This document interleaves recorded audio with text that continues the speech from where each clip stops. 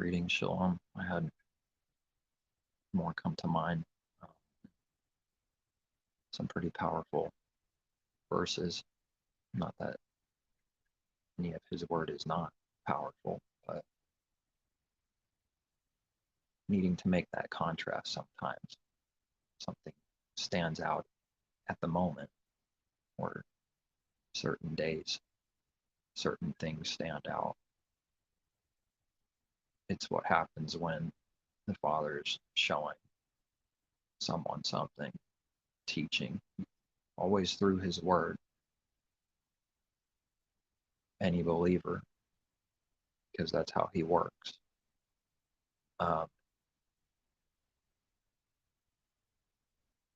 and so then I wanted to speak a little bit about what came to mind about some of these scriptures in Ezekiel chapter 13, the number of rebellion.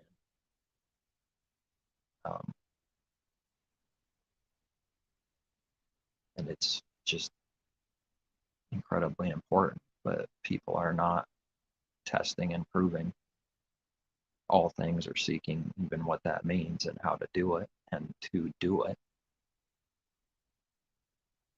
with no carnal evil requirement to do it in completeness and literally be perfect in it right away, because he builds us up piece by piece. But nevertheless, that heart, that teaching always stays the same, to do some kind of good. But then that good, that same thing grows. And so it's not that it was not done before or some time back for a believer at all. Just if you go back, it's just smaller. It was just done smaller, with more being added to it later. Just because a house isn't finished, it doesn't mean that every piece wasn't worked on from the foundation, from the beginning, and every piece from the bottom it took to get to the second, third story, and however many stories there are, floors. It has to start somewhere, and then he builds off of it. So every little piece is important.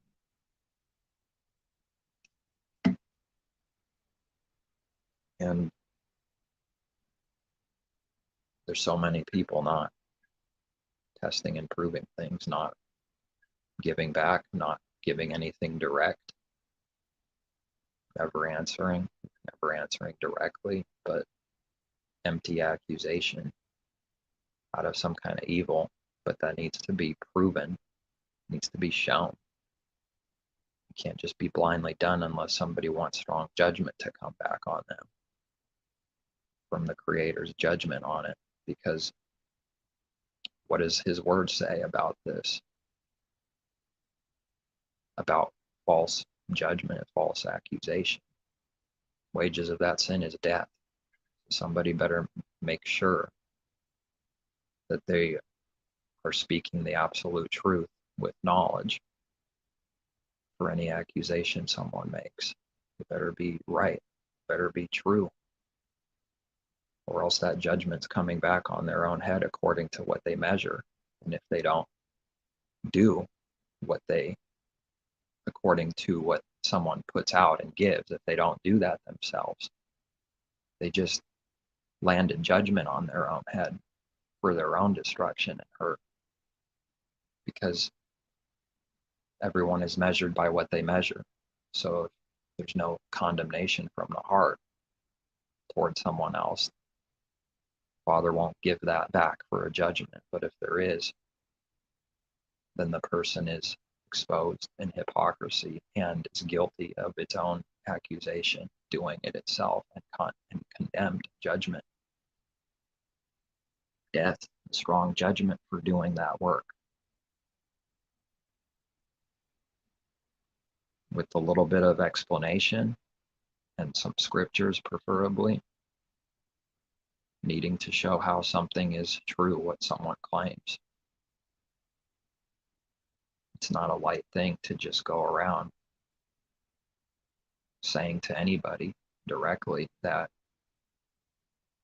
this or this is a delusion, deception, lie, and then have nothing to show for, ever. That's a strong judgment someone is wanting back on their head. And that's what's going to happen. Already working and happening. And if we didn't speak the truth, then we'd be doing the evil, and the blood, the life is back on our own head, like we do read in Ezekiel. The watchman, he requires that watchman's life without any warning, without truth, but suppressing the truth is to want somebody to be dead, to die, or stay dead in unbelief, and allow the wickedness to pass right through and increase. But that's what I have specifically in the description in Ezekiel, some of Ezekiel 13, chapter 13 in there.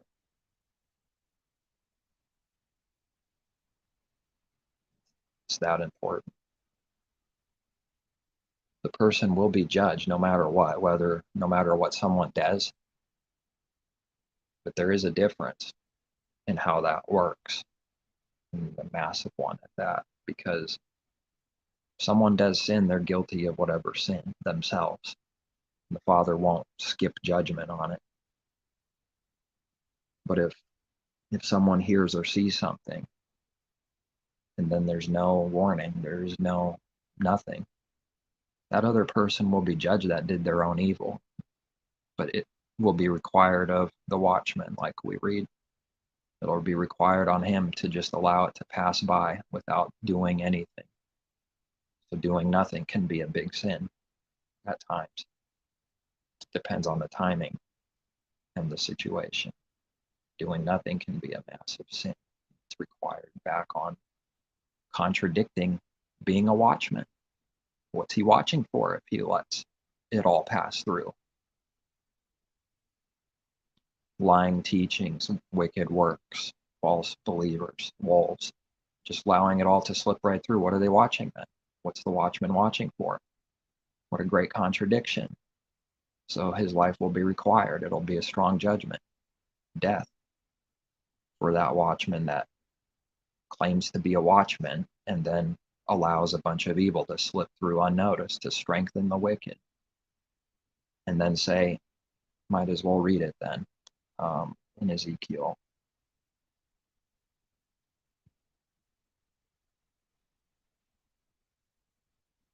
Powerful words. Incredible.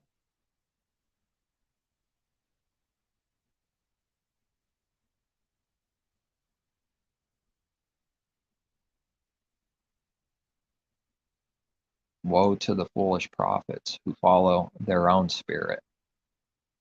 What does the world teach? To follow yourself, follow your heart. Woe to the foolish prophets who follow their own spirit and have see nothing. Who follow their own spirit and have seen nothing. O Israel, your prophets are like foxes in the deserts. You have not gone up into the gaps to build a wall for the house of Israel, to stand in battle on the day of Yehovah. They have envisioned futility and false divination, saying, thus says Yehovah, but Yehovah has not sent them. Yet they hope that the word may be confirmed. You know what someone is doing, they're hoping it's confirmed, even though the Father hasn't sent the false prophet. He didn't say anything. They're lying, making it up, and claiming the Father has said, thus says Yehovah. That's what we're reading here. This is what deception is, and it's being done constantly. It's not something like that can't be done. It's only being done by false prophets.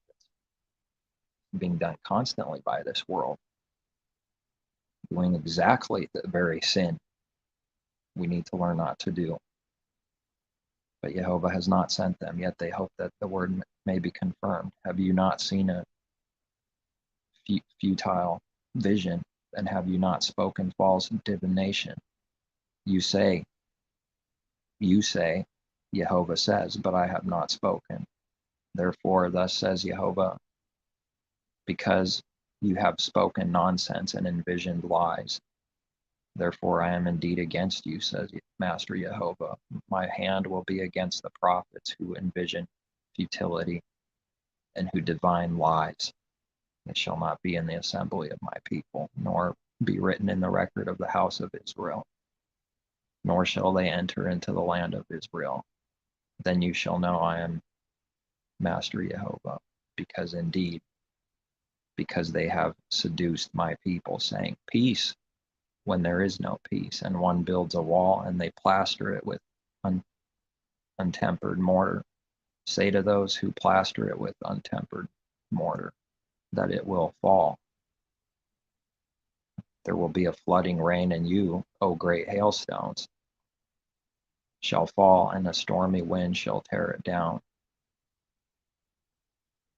Surely, when the wall has fallen, will it not be said to you, where is the mortar with which you plastered it? Therefore, thus says Master Yehovah, I will cause a stormy wind to break forth in my fury, and there shall be a flooding rain in my anger, and great hailstones in fury to consume. So I will break down the wall you have plastered with untempered mortar, and bring it down to the ground, so that its foundation will be uncovered. It will fall, and you shall be consumed in the midst of it. Then you shall know that I am Yehovah, that brought to me the Samson, a picture when we just read that. Parts of the supports crumbling and it crashing down. Thus will I accomplish my wrath on the wall and on those who have plastered it with untempered mortar, and I will say to you, the wall is no more, nor those who plastered it, that is, the prophets of Israel who prophesy concerning Jerusalem, and who see visions of peace for her when there is no peace, says Master Yehovah. Likewise, Son of Man, set your face against the daughters of your people who prophesy out of their own heart. Prophesy against them, and say, thus says Master Yehovah, woe to the woman who sew charms on their sleeves, and make veils for the heads of people of every height to hunt souls. Will you hunt the souls of my people and keep yourselves alive? And will you profane me among my people for handfuls of barley and for pieces of bread, killing people who should not die, and keeping people alive who should not live? By your lying to my people who listen to lies?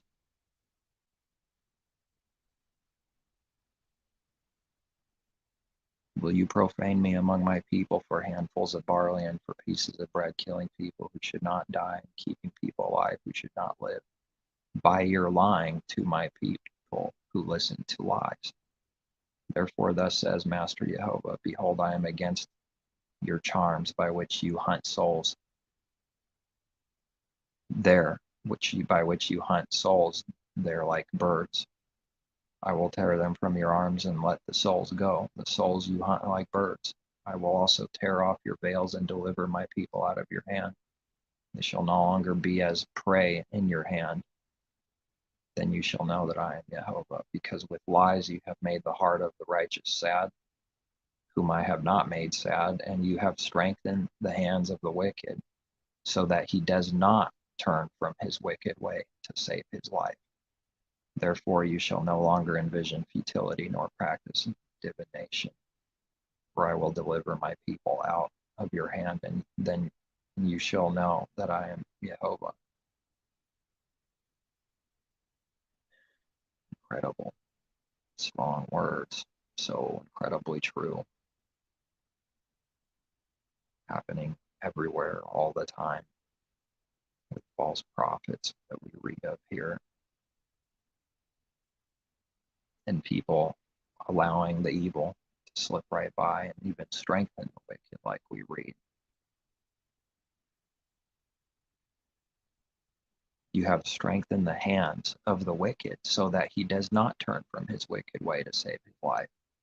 I mean, they support the evil, continue it, and say nothing about the evil at all, which is to support the evil and strengthen the works of evil so that someone's destroyed. That's destroying someone that's doing evil constantly with no repentance. Strengthening the wicked, so that's the world's definition of strength. They strengthen people. They make them stronger in sin, harden them like a rock in sin. Someone's heart has to be broken before any healing can come. That stony heart needs to be broken. It needs to be a broken heart before it can be receiving a heart that's moldable, heart of flesh, soft, moldable, changeable, teachable. But a stone is not like that. It doesn't change. It's not moldable. It needs to be broken and dashed to pieces. That's the stony-hearted man in this world, a cold, cold world where the love grows cold and getting colder and colder every year that goes by. As the sin increases in the heart, as the lawlessness increases in the heart. Someone has to give and prove and show. And with scriptures, with witnesses, something, if it's false, it needs to be proven. If there's a lying teaching and some kind of lie and teaching sin, teaching to break his commandments, all of this needs to be proven, shown how. What is it specifically? What is it to say delusion? What is it? Because if it's truth and done in truth with the right intention at heart for someone's good and not for evil, to just slander and destroy someone's image and murder them, but for good, then it's good to speak truth always. But if that's being said and there is nothing and it's a false accusation, that's a strong judgment. And don't the Hebrew Israelite camps read the commandments? You shall not bear false witness. How could there be some kind of judgment, accusation, with nothing behind it? That means that work is false and evil. That means that what it looks like is not being done. It's not what it looks like when someone does that. They don't care about not bearing false witness when there's nothing under it. That means they're not doing that truth out of intention with an understanding and want to do good. But that means there's something else going in someone's mind and heart for doing accusation. That means they're doing it for some other wicked reason and not through truth, not making any righteous judgment. Messiah teaches judge with righteous judgment. He didn't teach not to judge at all. And yet we do read don't judge, because that's a different judgment, to be rightly divided. It's spiritually a different thing. Do not judge that condemning judgment, hypocritical judgment, with a condemning evil heart. Concerning righteous judgment, believers have to learn how to do that. Messiah taught to do righteous judgment. Can't people at least see in the church world, Hebrew Israelite camps, that this is a literal contradiction, so that they can see that they don't understand it? To see the contradiction and acknowledge it in their mind, so that they can see they don't believe it and understand it, so that they can seek the truth on it. But they bury that they don't see it. They bury the contradiction in their mind that exists. Which one is it? Messiah taught, judge not. He also taught and said, judge with righteous judgment. Which one is it? How can't they see? Can't they at least see that much, that they don't know what it means? Otherwise, how will someone learn? If they say they know what it means, but they don't for real. But they're hiding that they don't know and lying to self and lying to themselves. It gets buried, just like a cat burying its crap. It gets buried, trying to hide it. It doesn't hide its existence. It's just a cover. It doesn't hide it truly. It's still there. It's just a thin cover. It's just to make it so it's not seen before people's eyes.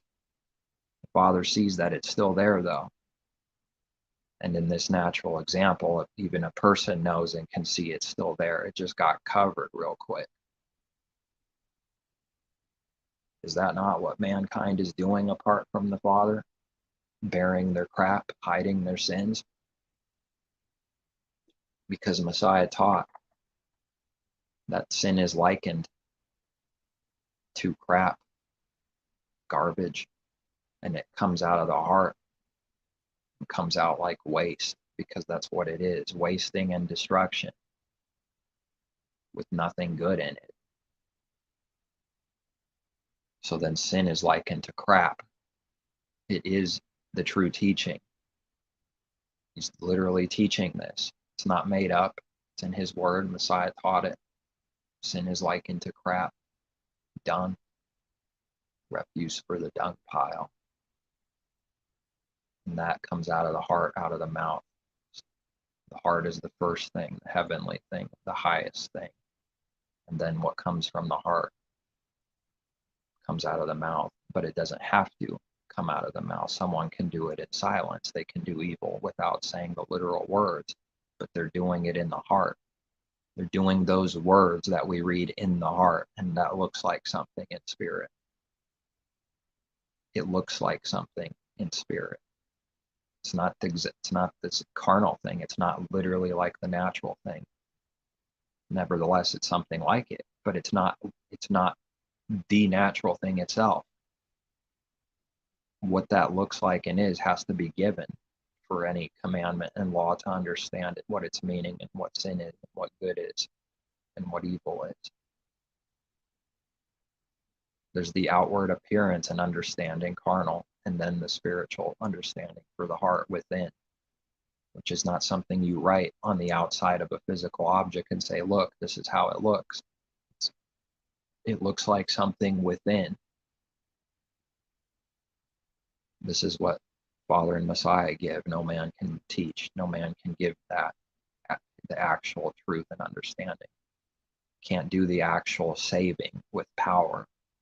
Nevertheless, the Father works through people to do that work, but we don't do it ourselves. Nobody has that power. Nobody has that power of self to just speak, and therefore it is every time. If someone tricks someone, making it look like they speak and therefore it is, it only takes one time to not be able to do what you say, to prove that you can never do that, to prove that when it looks like that, it's just a trick, it's just a deception. Throw in a second witness, because by 2 or 3 witnesses, something is established. So 2 things, only 2 times in someone's life. If someone cannot do what they wanted to do, that proves they can never, they don't have that power themselves ever. It's the Father allowing someone to do what they want to plan or think they want to do, and he allows it to be. That comes from him. Man wouldn't be able to do it ever, but he can't do it ever. It doesn't matter what it looks like. It doesn't matter that it looks like he can. That doesn't prove anything. The flesh profits nothing, but that's not something the Hebrew Israelite camps want to hear and know what it means. And those that claim to believe in Messiah in there, what does it mean the flesh profits nothing? It gets real carnal in there. It's all about the flesh. They're breaking Messiah's command and teaching daily, all the time, breaking the flesh profits nothing all the time, with no growth, no repentance, no turning around from it, but staying in it and waxing even worse, actually. A believer needs to be learning it and growing in it, therefore acknowledging and wanting to keep that truth, even though we can't be what we need to be in one day. It doesn't matter if a believer believes that and they're doing it 1%. And next year they're doing it 15%. They're doing it. It doesn't matter what the number is. It doesn't matter that it's not perfected just yet. They're doing it. And the Father, under his grace and favor, doesn't condemn believers.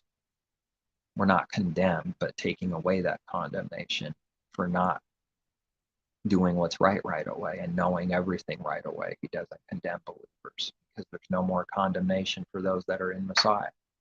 But it doesn't apply for those that don't believe. Do people want to see those teachings too? It only applies for those that believe for real with the heart. His grace is not working in an unbeliever. There's no reality to it. There's no power. It's not working in them unless someone believes. And if someone openly denies Messiah, how on earth are they ever going to do any good? They openly, with the mouth out loud, go around denying Messiah. That's a greater judgment. Because when you do that and push that onto people, it's a greater sin to just flat out deny Messiah like that. It'll be a stronger judgment for those that do that right now, because that's destroying people. And if they have works connected to that to try to prove that's true, this is great deception and evil. And someone with a deceitful heart, like everyone has, starts buying that liar's lie, and it starts destroying them even further for believing it. They're not saving souls in the religion. And first of all, no man has that power to do of themselves. But his people working the Father's works, some believe, and through that you can say, saving some. But that's always said in his word out of understanding that truth every time without failure. Because it's always going to be true that self doesn't save anyone of self. Yet we can read that his people save some, saving people. We know it's not our own works and coming from us. That is all the difference in the world. Pride doesn't know that, doesn't believe that. Pride believes itself for real still doing it. It's the rebellion. The false prophet is believing and trusting in his own heart and his own spirit, which is a delusion given to those that do that. That's why we read for our admonition and good, lean not on your own understanding. And we also read, there is more hope for a fool than someone that trusts in their own eyes, in their own heart, that trusts themselves, that puts confidence in flesh and self. There's more hope for a fool. And something else hit me just now on that, a different angle about that. That's teaching that his truth is simple also, because not even a fool can err, and yet people err. What is that showing? Strong blindness and confusion, because his truth is simple and a fool cannot err, and yet people are in error. It's not saying and teaching that a fool literally cannot err. A fool is always in error, and yet we read with the letters, fool cannot err. We read it, a fool cannot err. Yes, they can. That's all they do. Not only can they, that's all anyone does in unbelief. It's all we did before believing. No partiality. The whole world is already and has been deceived by the enemy. The whole world, Satan deceived the whole world. Adam and Eve was the whole world in the beginning, and they also represent all man because mankind did come through Adam and Eve. And everyone has that same nature, same beast, same heart, that fall to sin, get deceived. The enemy is their father, sold under sin, captives. We read a lot about bringing back his people, bringing back their captivity, taking us out of the captivity to sin, not seeking a carnal kingdom now to go somewhere and get seduced by that massive lie and trick, wanting to see something pleasurable in self's eyes. Messiah warned not to go after those. It's not what the letters look like and sound like there. His word is true constantly. Messiah's words don't apply just for the last generation. What is it meaning that there's false messiahs, that they claim to be Messiah? It's not what someone thinks first, reading those letters. It's not that, and that understanding has to be given. Every teaching, every truth has to be given from above to seek the understanding and ask. Not what it looks like and sounds like most of the time. A false prophet is Messiah, according to what Messiah said. They are masquerading as that, as the truth, as believers in Messiah. And people go and follow after them, wanting the carnality, wanting that false kingdom that's worldly to be seen by others, when Messiah says the kingdom of heaven is not coming with observation. And you will not say, see, here it is, or see, look, over there it is. The kingdom of heaven is within you, he says. This is always true. So it's a strong temptation to want to draw near and close to something that you're looking at, literally, that people look at, that the false prophets sell. It's a trap.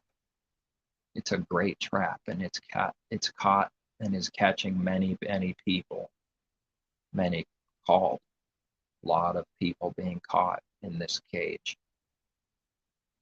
They will snuff out whatever left is in someone in there if they're there long enough. Snuff their life out, whatever was left. Because in the beginning, as a kid, I believe there is something to, it's not the true belief yet, but there's something to an innocence, in contrast to a little later. Not literally perfect, not kids are doing all kinds of sin, but in contrast, there's like an innocence to years later. And there's something there that you lose. You start dying through sin. There's like something there, though. It's like knowing the Creator in a way, like a little bit. I don't know how to put it in words that make it kind of sound like it makes sense. Something like that. And people start dying from sin. They keep waxing worse than worse. They're on the way. It's not instant, even for unbelievers. It's not instant. But the end of that is a serious death. And to say that it's not right away has nothing to do with to try to hide the seriousness of it. It's bad. Dying is bad. Apart from belief, not dying to the old man, but being destroyed, dying, someone losing their life, destroying their soul, their life. Always on the way of dying, it's getting worse.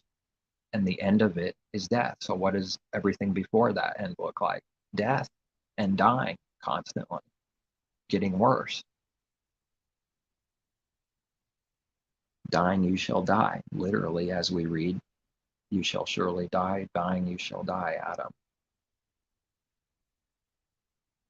It's the process of getting worse and worse for a judgment. Separates everyone.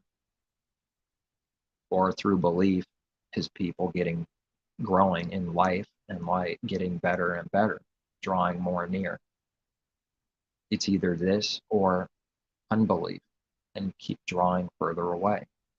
It's one of the two. And everybody is moving. And people are in different places and stages. But it's always, those two truths are working always. It's moving in one or the other direction. But not everyone's in the same spot, in the same time, in the same stage. For the corruption and for the good that's not corrupt. It's for both, different stages for both.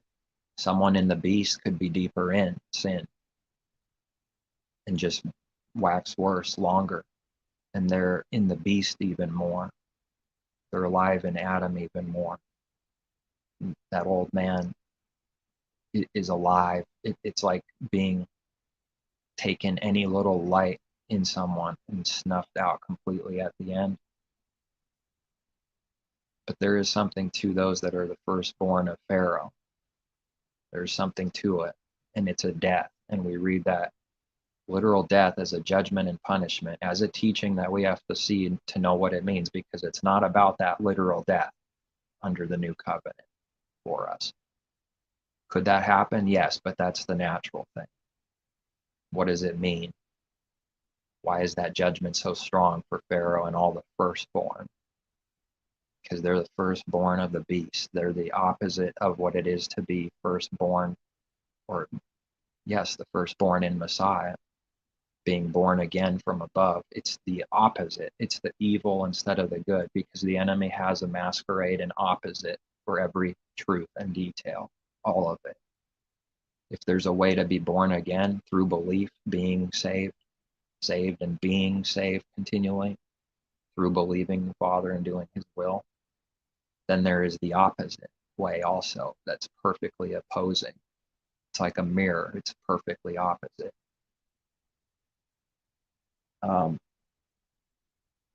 And that's what I believe, that many, if not, most of the leaders of the world are those firstborn of Egypt. They're the powerful, have increased greatly. They're not just the average person. They have increased greatly in this world and have positions of power. I believe these are the firstborn of the Pharaoh dead. Meaning they're like closer to the devil manifested in the flesh. Their masquerade is stronger. They fake it and lie even more. Their heart is even more wicked and wrathful and nasty inside than the average person. They're like the firstborn of the Pharaoh dead in the beast, coming alive in the beast with like even less than what the average, even more dead and lifeless within than the average person that doesn't believe. See, it's just worse. They're getting closer to being like a full beast, the devil manifested in the flesh, like perfectly. What would that look like? What would the devil manifested in the flesh? I mean, the complete thing, the end of, the complete thing, the enemy and what evil is and who the enemy is. What would it look like to be perfectly manifested in the flesh, of which may just be at the end in its time some delusional God man that literally is perfectly possessed with Satan himself.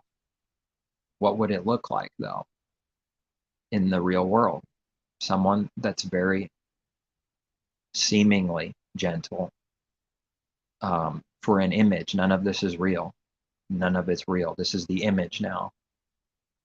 Charismatic, smiles a lot, laughs, seems kind, shows everyone how much he gives. Everything about that is perfect masquerade. It's not what someone would think, like a violent slasher just making themselves known easily. I see the devil manifested in the flesh as the perfect. The masquerade's even stronger, meaning it's looking like a messenger of light on another level for an image. It's selling that to people, that it's a very good person, powerful person, moves many people's charismatic, that word, that's what it does. That's what charisma, that it moves people's, that word's connected to that. If there were 0 peoples and just the person, how does that word apply? Charisma. It's connected with peoples, multiple peoples, and the person lying to the peoples. It's connected.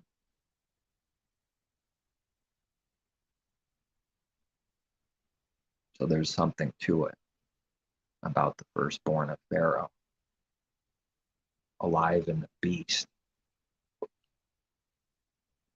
And I know and believe, and I need to see more on it, but we have to see those things. That's part of it. We have to see the severity of evil. We have to see the extremes also. And that the Father can judge the extremes and everything else in between. Every little detail he has a perfect judgment for. He can do it. He wants to show and needs to show us that he's doing it, that he can do it and is doing it. And while he's doing that, he's proving something, who he is, that he hates evil, that he is love and not wicked. The judgments are proving that, but what does it prove to the enemy? The opposite. Excuse me. It proves the opposite to unbelievers. Line upon line upon line, precept upon precept for believers is a very good, amazing thing. Working good through an understanding, gaining a little here, a little there. What is the exact same words to an enemy? We read it. precept upon precept, line upon line, that they may fall and bend over backwards and fall. The exact same thing is an enemy's enemy and wicked and destruction for them. But for the believer, the exact same thing is his own salvation, even a gem, a ruby, everything.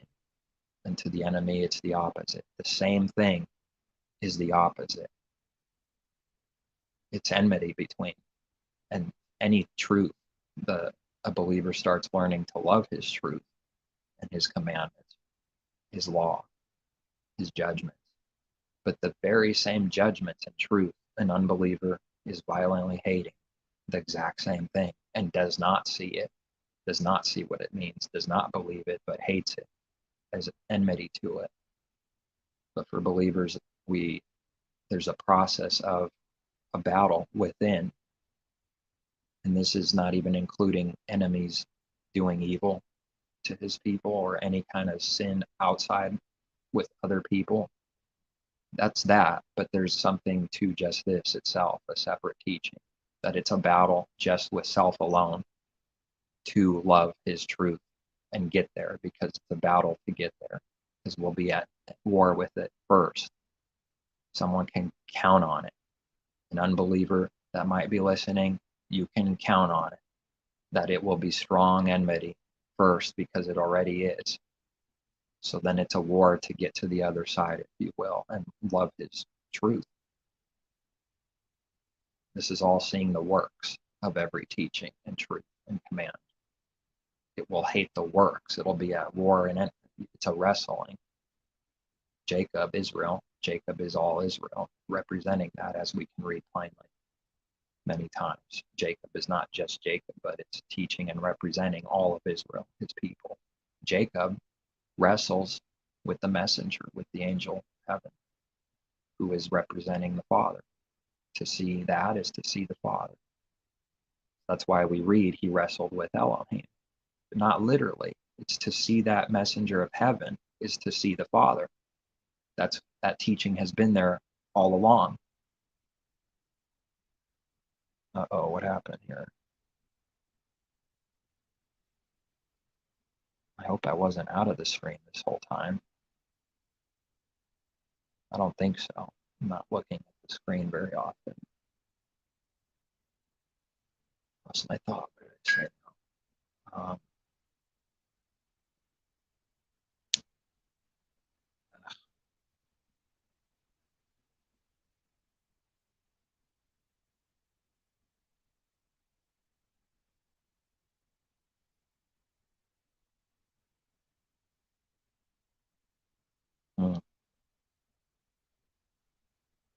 It's amazing when that happens. Look how weak it is. Father could just do a judgment, do something. He could work his power just like that. Boom. No one can stop it. And if you forget something, it's like that easy. He can bring it back too. He's doing both things. He creates good, he creates evil. He creates light, he creates darkness. I, Yehovah, do all these things. We read in Isaiah 40, I don't know what chapter. Leave it to a prophet in religion to know the chapter and verse and memorize it. Leave it to them. Don't have that much memorized concerning that. Some, just some, but not trying to, like, not smoking and studying just to be able to what? What is the purpose of that? Just to literally remember chapters and verses, like know what it is and where they are, to open quickly to it and all that. What is the intention of that? Because the flesh profits nothing. So what's the real intention? It's not righteousness. It's not why someone does that. It's to be seen as good by men. It's to be seen as good, as right. It's to be seen as righteous by others. That's why it's done. That's why someone specifically, literally, is pouring out their heart to study and remember something like that, numbers and verses. It's to be seen by men as good. It's the purpose. That's the intention. It can't be a righteous intention, because that's it. That's flesh, carnal work. Flesh profits nothing. So what they claim is a lie. How does it benefit them? How does it change their heart to know the chapter and verse? Can they explain how it does that for them? What does it do for them? Well, they're selling that it does something. That's just the sell, so that they can make themselves look righteous. They don't care about what they do. They don't even care about what they do and their own things. It's just being used like a whore and a harlot to make money, fame, to make yourself look righteous, being used for those reasons. How is it helping somebody else? How does the false prophet help anybody when he's the one converting them to destruction and double condemnation judgment? Traveling land and sea to make one convert, Messiah taught. And when he's converted, they're converted. You make him twice the son of Gehenna as yourselves, twice the son of destruction and judgment as themselves. What are they saving? They are saving something, the old man, saving the sinner to keep it alive when it needs to die and repent. Seek out the Creator's will daily. So they are saving something, but they're not doing it according to his word and truth. They're doing evil by saving Adam and trying to snuff out any sense of light or belief in someone to destroy them and finish them off. Oh yeah, that's how evil mankind is. That's what he's doing. Billions of them. And believers also did this wickedness before believing. That's how much destruction it is and how much wickedness it is, and never believes it is. The heart is already wicked and deceitful above all things. It's already true before anyone believes that they're already a wicked heart, wicked works, wicked heart, deceitful above all things. Who believes our report, like we read in Isaiah? Who believes the report on truth? The words have been said before. Who believes what those words mean and lives by them? Who understands it and lives by it? The cold letters have been said by the enemy over and over again. How is that the truth? How does that prove anything? Just saying words. We read not to be hearers of the law, but doers. And to not be a doer is to look at his word and a mirror looks right back at us. Someone is exactly what they're reading for evil. It's a mirror telling them, look, this is you, evil, wicked, sinner, and nobody sees it. And the religion doesn't see it. It's a mirror. It's for them, speaking about them and their sins and the rebellion and the fall from sin and the increasing corruption. It's for everyone. The enemy wouldn't ever believe and doesn't believe that there is a way. They don't believe that because their God has no power. In reality, this golden calf has no power to do any good, to change the heart, to do anything that's good with power. It has no power for real. Therefore, their heart doesn't believe in that at all. It just sells that it does. But the heart doesn't actually believe in any power because they don't have any, and nobody can have more than what someone has through pride and envy. Oh, you did that? Oh, I could do that. You have this? Oh, I definitely have this. And oh, well, you think you have more than what I have? No, you don't. Condemn, judge, condemn. You're done. You're smoked. You're wicked. You're a rotten loser. You're no believer. You're done. Condemned. That's what people's heart is doing. The truth is that believers do have what the whole world doesn't have. That's the truth. There's no pride in the truth. It's just the truth. Messiah taught this truth. To whoever has, more is given. So he has what? In abundance. Have what? And to whoever has little, and when they don't do anything with it and bury it, to whoever has that little, even that little is taken from him. And what do you have with the whole entire little was taken? Nothing. Believers have what the whole world doesn't have. It's the truth. Don't let someone lie to anyone out there to lie to you. They teach the exact opposite from their heart, and that's what's discerned. This is evil. Highly questionable whether that person's a believer that teaches and believes the opposite. But we're looking at discernment in the heart, what the heart believes, not what people say with their mouth, but seeing the works and proof that they don't believe and don't believe in any power from the Father, that he has power and is working in his people and changing them. Here a little, there a little. That's why we read that. Building up the things that they built back then. But now we have to learn what those things are that we're building and the details and the pieces of it and how to build it, how it comes together, what this looks like over here versus that on this building, and all the details being built up here a little, there a little. It's not just the house that stands in one day. It's a house that is, and that it's also growing, and it also will be when it's complete. And this is a madhouse in this world. Its benefit has to be told to someone so that they know that you can't make a false accusation or any accusation without testing and proving all things. Unless you want to die some more and bring judgment on yourself. And strong judgment to do it against a believer. Because there's an especially thrown in there. Do they want all the scriptures that teach that? It's the Father that does that, not us. There's no pride in his way. If he chooses to make his people a special people, who's going to stop him? What is that, evil to be able to do this and show that he can do this special thing? True believers aren't doing that. False believers are making themselves special through pride.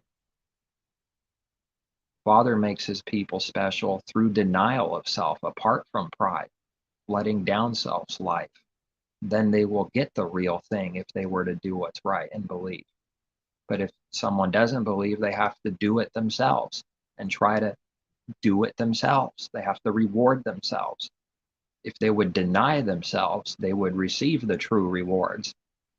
But now if they don't believe in him and Messiah, now they never get that true blessing and reward ever.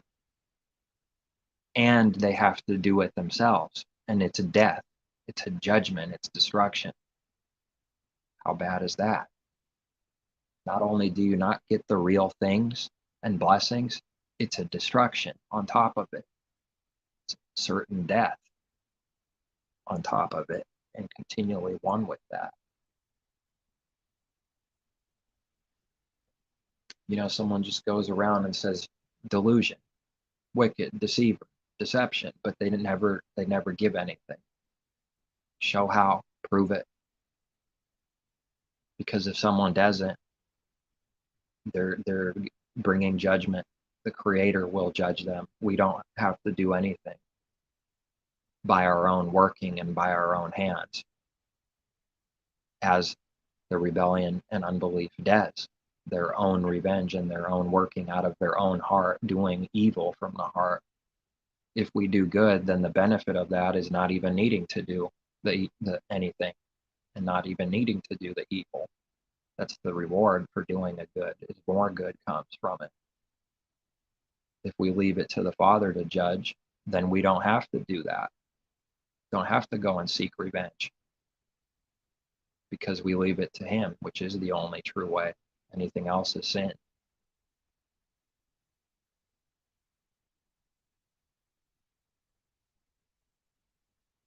How does an unbeliever supposed to know ever told the truth? The whole world puts what expectations on them? The harlot doesn't give the truth, and then it condemns them, people, for not believing and joining its religion. You never gave them truth, harlot. You don't give them truth. You deceive them and do wickedness to the whole world. and then you condemn them for not believing and coming to the religion, their definition of belief. But that's how you have to say it. That's what they're doing then? Yes, they are. So you do the evil to start with and then condemn someone for not believing your thing, saying you're condemned forever to hell, with never-ending punishment, no end. What a great condemnation that is. What a strong condemnation coming from the heart of man. Everyone's already condemned that doesn't believe, including unbelievers that believe. They're that first. And condemnation is death. It's already condemned. Nothing has to be done further. Man is already condemned in unbelief. He who does not believe is condemned. That's not believers doing that work. It's a truth that is true for unbelievers. That's not believers making that true and condemning someone. That's not the teaching. That's not the understanding to do. He who does not believe is condemned already because he has not believed in the testimony and what the Father did through Messiah. They're already condemned. To condemn the condemned is double condemnation. If someone shared some things with me on that, and now because of it I see more about this double judgment, double condemnation, because that's why Messiah says you become twice the sons of Gehenna, because it's a strong evil judgment to condemn the condemned. They're already condemned. But the natural man wants to see someone slashed and tortured, otherwise justice isn't served in his mind. Believers can't have that anymore. They can't be doing that, because we start to actually and believe in the Father's judgments.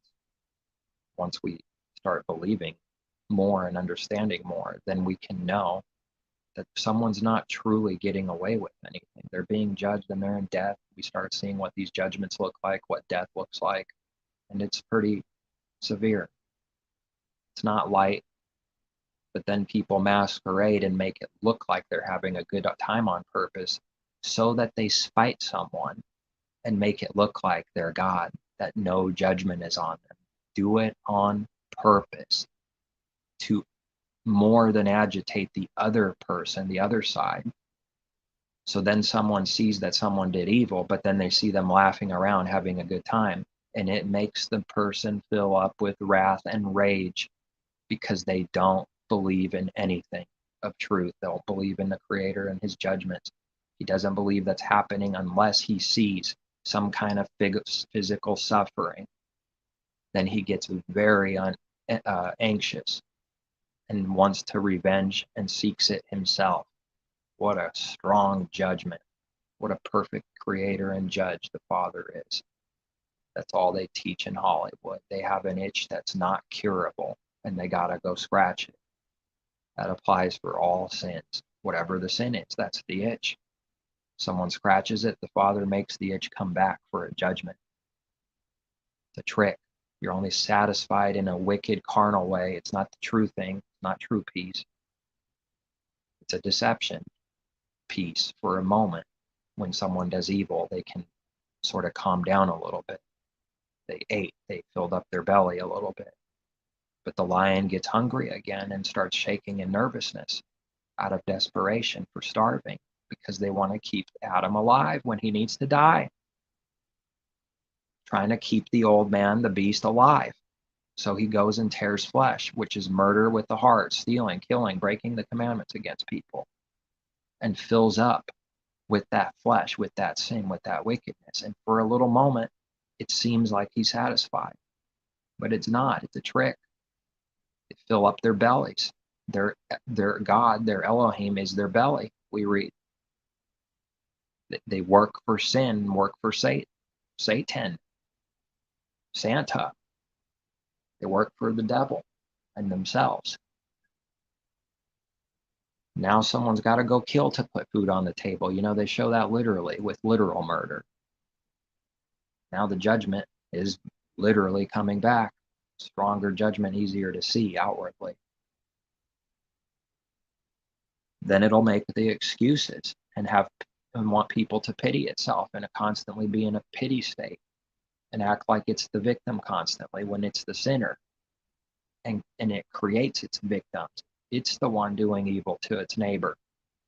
Other people are victim to the sinner, and the victim, if that's an unbelieving sinner, everyone's a victim to them that they sin against.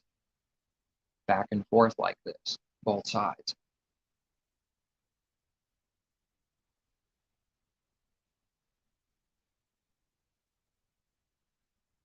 How can someone see any of the truth about the oneness and the division and the wall being broken down when they still are full-blown racist and saying that the flesh race matters and does something, which is a great, great sin? People are being destroyed because of it. That is an evil work. It's incredibly partial, incredibly murderous, condemning, breaking every sin in the book, doing it. And it's taken like no light matter. Just swallow a camel whole. It's no big deal. It's nothing.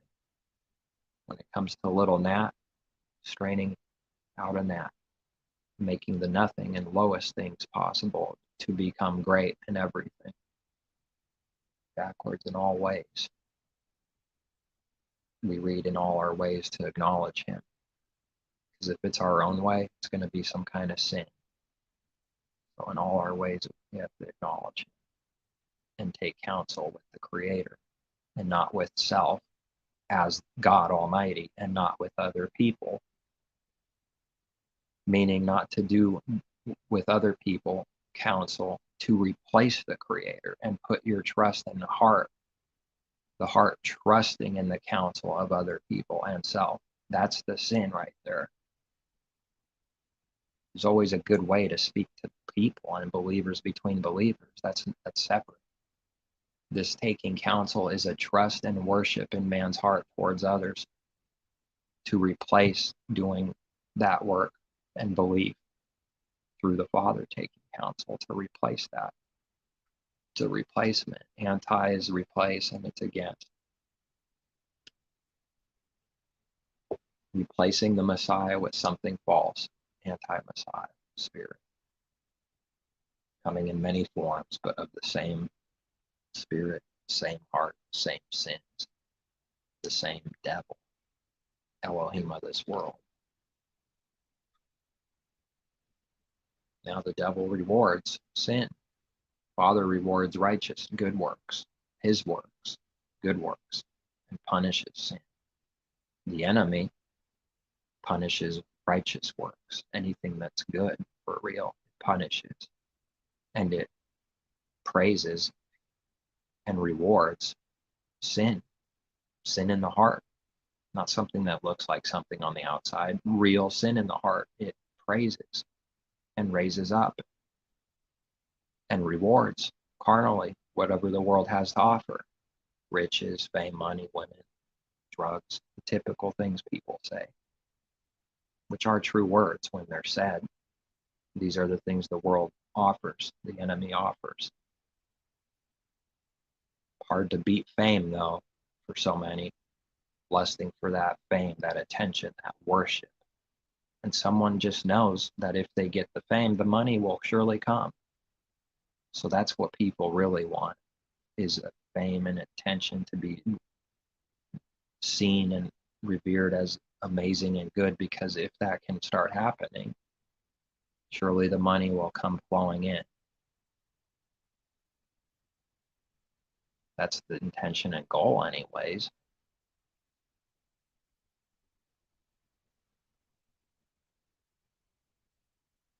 But someone can end up being pretty rich and maybe not, maybe not as famous in contrast to others. It doesn't matter.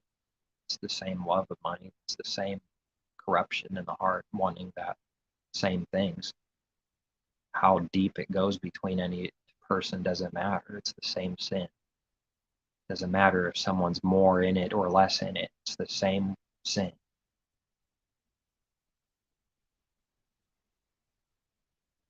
The world has to be what it is, and the police and the cops, the FBI, all of these worldly things have to be the way they are, set up to be that way, not to rebel against the world in this wicked kind of way, carnal way, loving the world, seeking it. But rebelling against sin, rebelling against evil is good, but not to do the literal evil rebellion that people know of against some government, and to go out and cause chaos and do wickedness and sin. We can't do that, because his people believe and trust the Father will guide them and protect them and reward them for doing good. Keep the enemy away, protect us from our enemies. Doesn't mean we're not going to be slashed up and confronted. No, it doesn't. It means we are. That's how he's going to show. That's how he shows he protects his people. Because a sheep should have died a long time ago in a world full of wolves. Would have died a long time ago. On first day one, it would have died. Day one. If there were no hungry wolves somehow, some way on day one, well then day two. It's coming quick. Should have died a long time ago. He protects the sheep, which are supposed to, and representing with animals. Not that an animal is righteous or something like that, not to say that. Nothing to do with that. Animals are animals.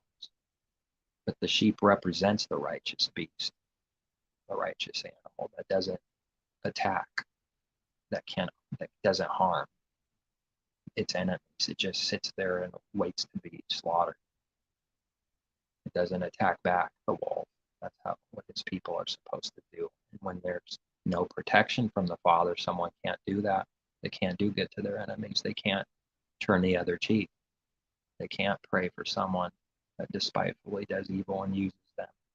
They can't do anything except curse from bitter heart cursings and murders from the heart.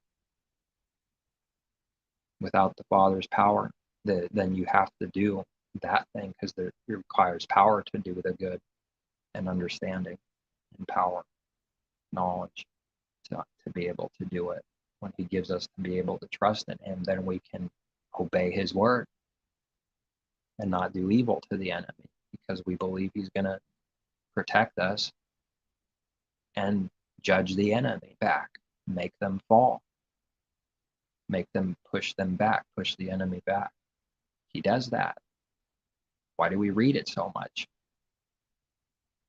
Constantly. This is the teaching, that he's with his people. We're supposed to believe that fully. The best that we're given to believe, and always seeking more belief on everything, to grow in belief, not to stop, but to believe it even more, because that's how it works. It can be believed even more, which doesn't seem possible, because where did that more come from? Well, it grows. It's like a miracle. It just does. He just does it. How did that seed become a giant tree? How on earth did it do that? Shouldn't be possible, should it? Just makes it grow. He just does it. Well, that's what he's doing. He's teaching through the creation even. We have to grow. And it's like a seed, like a tree, like whatever seed it grows into, it's growing. It's the same understanding with growth. Now the corruption also grows. It's not staying the same. The corruption grows worse. The weeds spread badly with fury, and spreads all over the earth, corrupting everything until it's fully leavened, until the whole earth is leavened. And the corruption is complete, which is what the Father knows what that is perfectly. But it's getting close. It's getting close.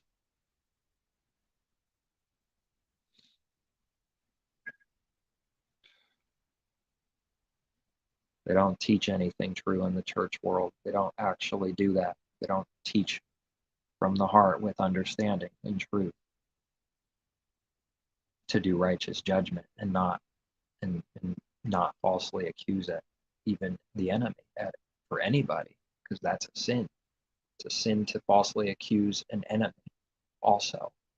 It's a sin for us to do that. Evil work to falsely accuse an enemy. Doesn't matter who it is, that work is sin. That's what believers have to watch out for. But people are doing that left and right in unbelief, not having any fear in their eyes. If they know that's going to bring a strong judgment on them, have they ever read? You would think someone that proclaims the law through these Hebrew camps, you would think they would know. No, but nobody knows. It has to be given. But it's just to bring it out. Have they not read? Messiah asked, "Have you not read? Haven't you ever read?" Said that to the Pharisees. Haven't you ever read? Because it's everywhere in His Word. They never read. They claim to believe it. Claim to believe all these things. Haven't you ever read? And hasn't someone read something about proving and testing all things?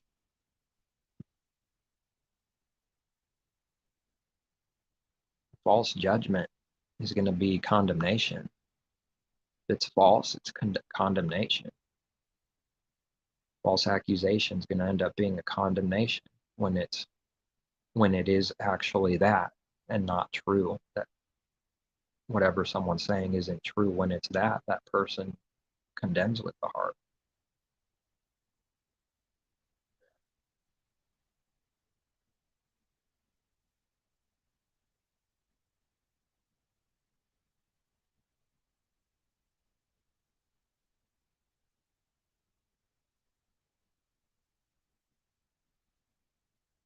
We read those of a contrite spirit in Isaiah somewhere and elsewhere.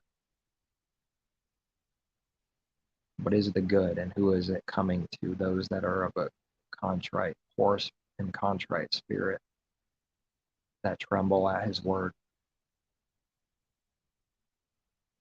Tremble at His word. How could someone know what that is if they've never done it? If they've never seen it, done it, knowing something about it? How can someone know?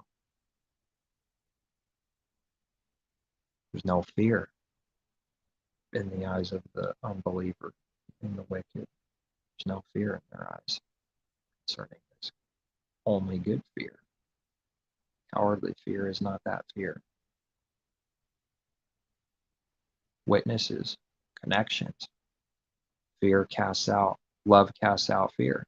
There's a connection that supports and adds to that truth.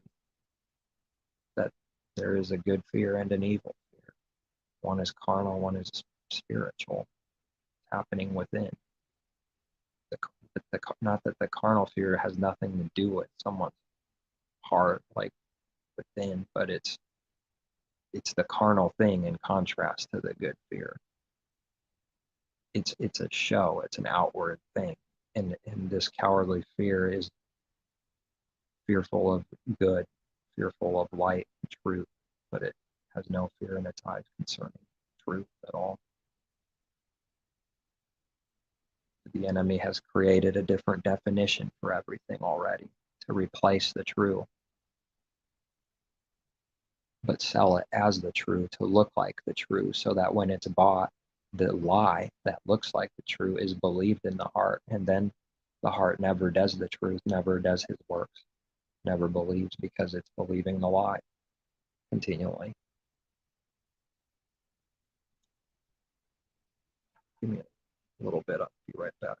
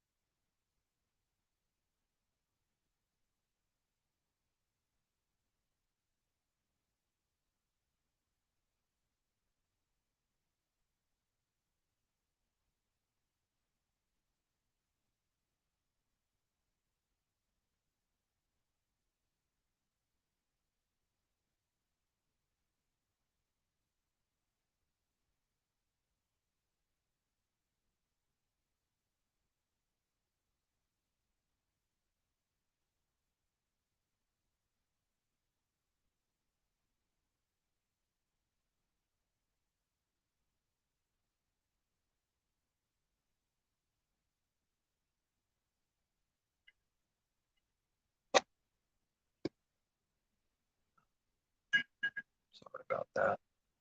What was I saying? Well, that brings to mind something right now.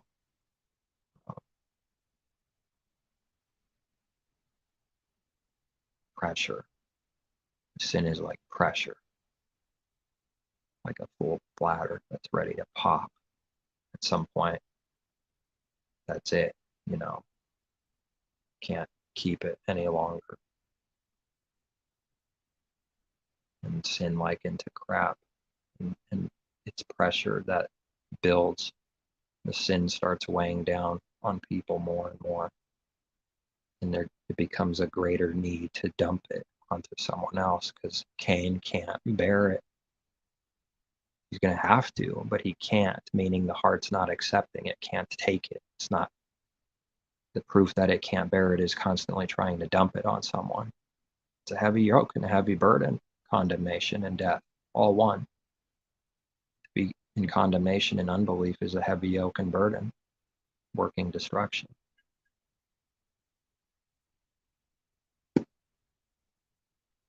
This is what the false prophet offers, is exactly what man is from the beginning in sin anyways. He offers nothing but the same death, even worse in religion, double condemned.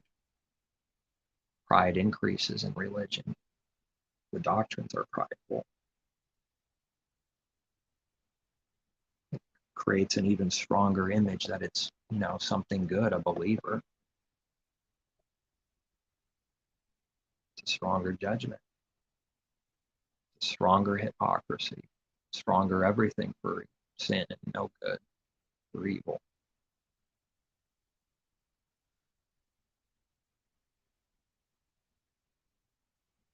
But what are some of the things believers, what is connected to that fear? We read so much in his word to fear him. What does that look like? Is it connected to? A huge part of it is fearing doing evil, fearing his judgments, fearing doing evil, watching out for evil, fearing to do evil to someone, something to watch for constantly, all the time. Society taught to watch and pray for what? For sin, to do evil to others, to sin, self and others. Watching and pray, we read. The disciples fell asleep. When someone's asleep, they cannot perceive what's happening while they're asleep. There won't be anything to remember. Pretty frightening to happen spiritually.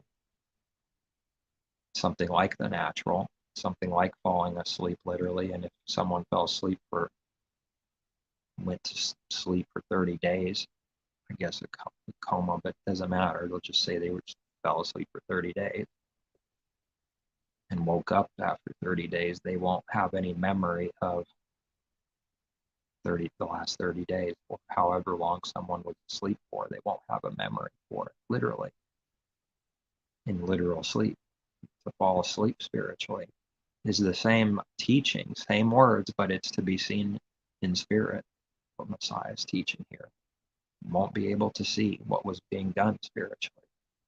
Works of the heart, others, it's going to be more than a fog. Watching to also not fall asleep.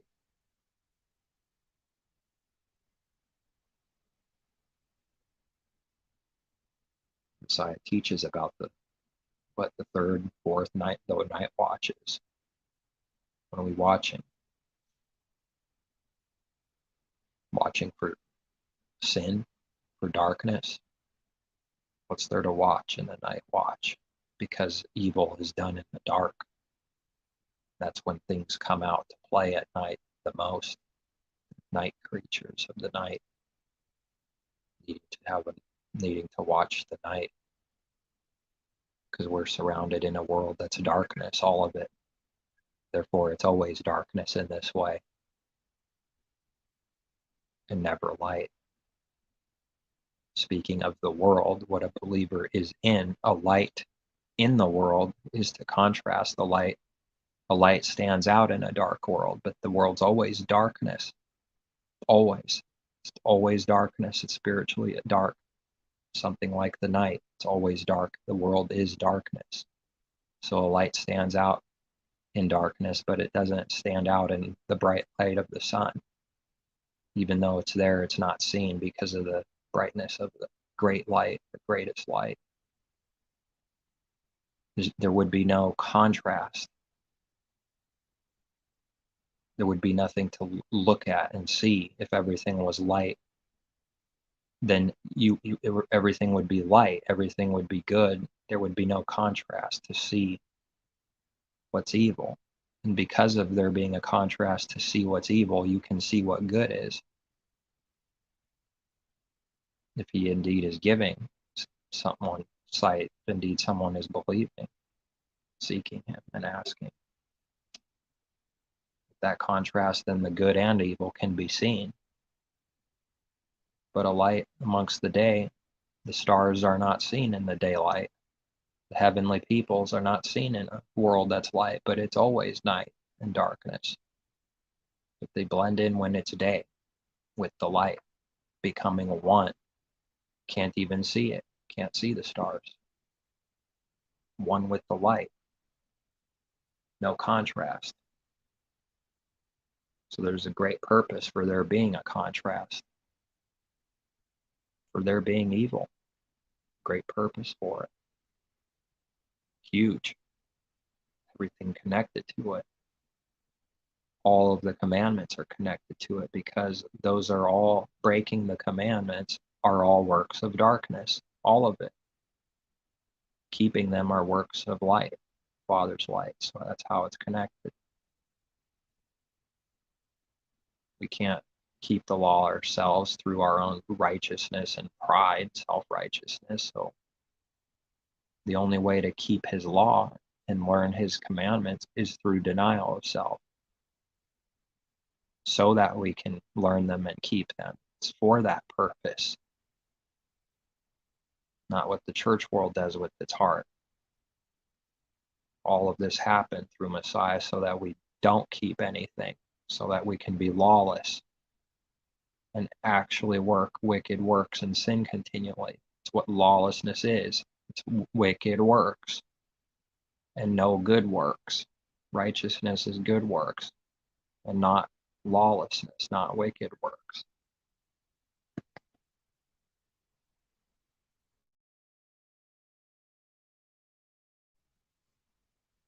So then that contrast is there.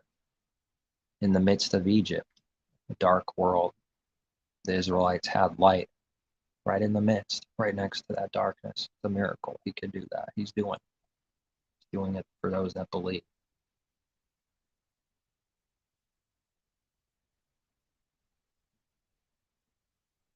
False prophet never answers directly, never gives. And when it does give, it's just a quick attack with nothing there, no giving, no answering to questions, no care or love, no proving anything. But then someone thinks they prove something by doing all that evil and doing nothing to prove it, has not even answered a single question truthfully and directly at any time. But I'm speaking about the contrast between believers and false prophets, and not false prophet to false prophet. So there is a difference. But of course, the same evil is also done between enemies to another enemy. There's a difference. Only thing that an enemy can do to a believer is never answer truth, because they don't have the truth. They don't know. When the light exposes the darkness, they can't speak in truth. They can't answer, so they ignore it, attack, run away, or attack. Sleight of hand, but usually just an attack, and then just go away, without proving. Makes an accusation, attacks real quick, accuses of some kind of evil, and then that's it. There's nothing there with it. It's just saying something like, you are a deceiver, and that's it. You are in delusion. That's it. Just that. What about? About what? Need to know. So that I can know, so that I can see, and then repent if there's some kind of evil, lying, teaching. What is the lie? Where is it? Need to know.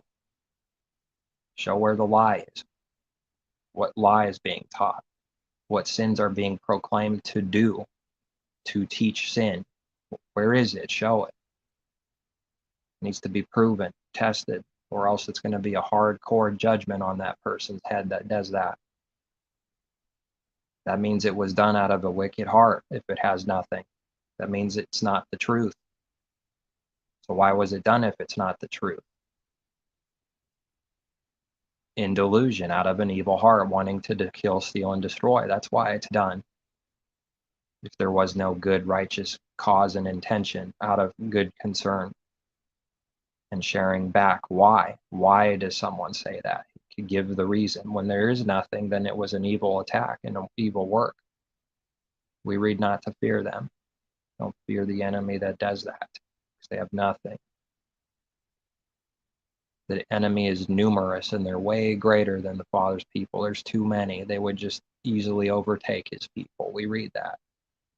But for those, he says it's not so for those that trust in him.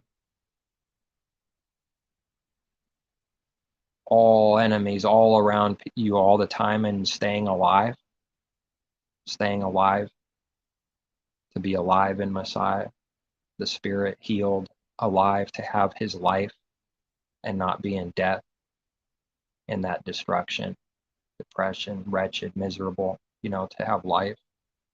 How does the Father do this? How does he keep his people alive with that many enemies everywhere? Surely all those enemies would be enough to destroy one person. 1,000,000 enemies, 1,000,000,000 enemies, all around one person with swords. And that sheep is still alive. How? It's a miracle.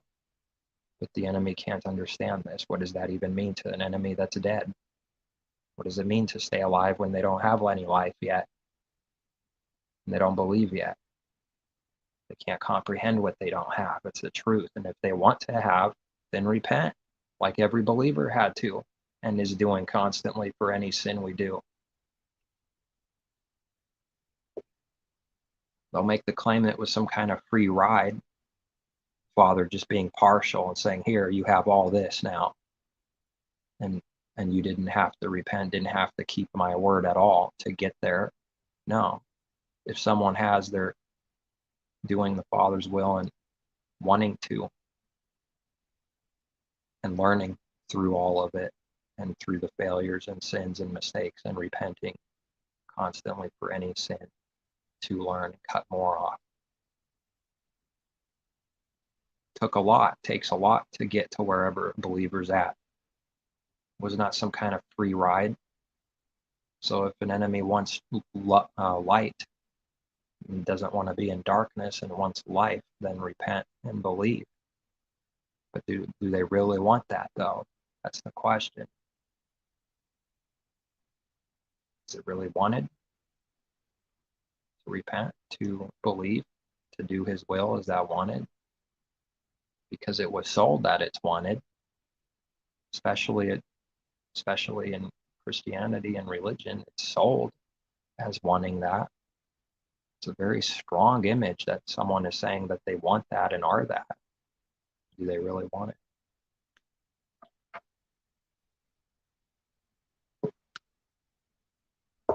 Well, then somebody wants to be against the Creator, Messiah, and his people.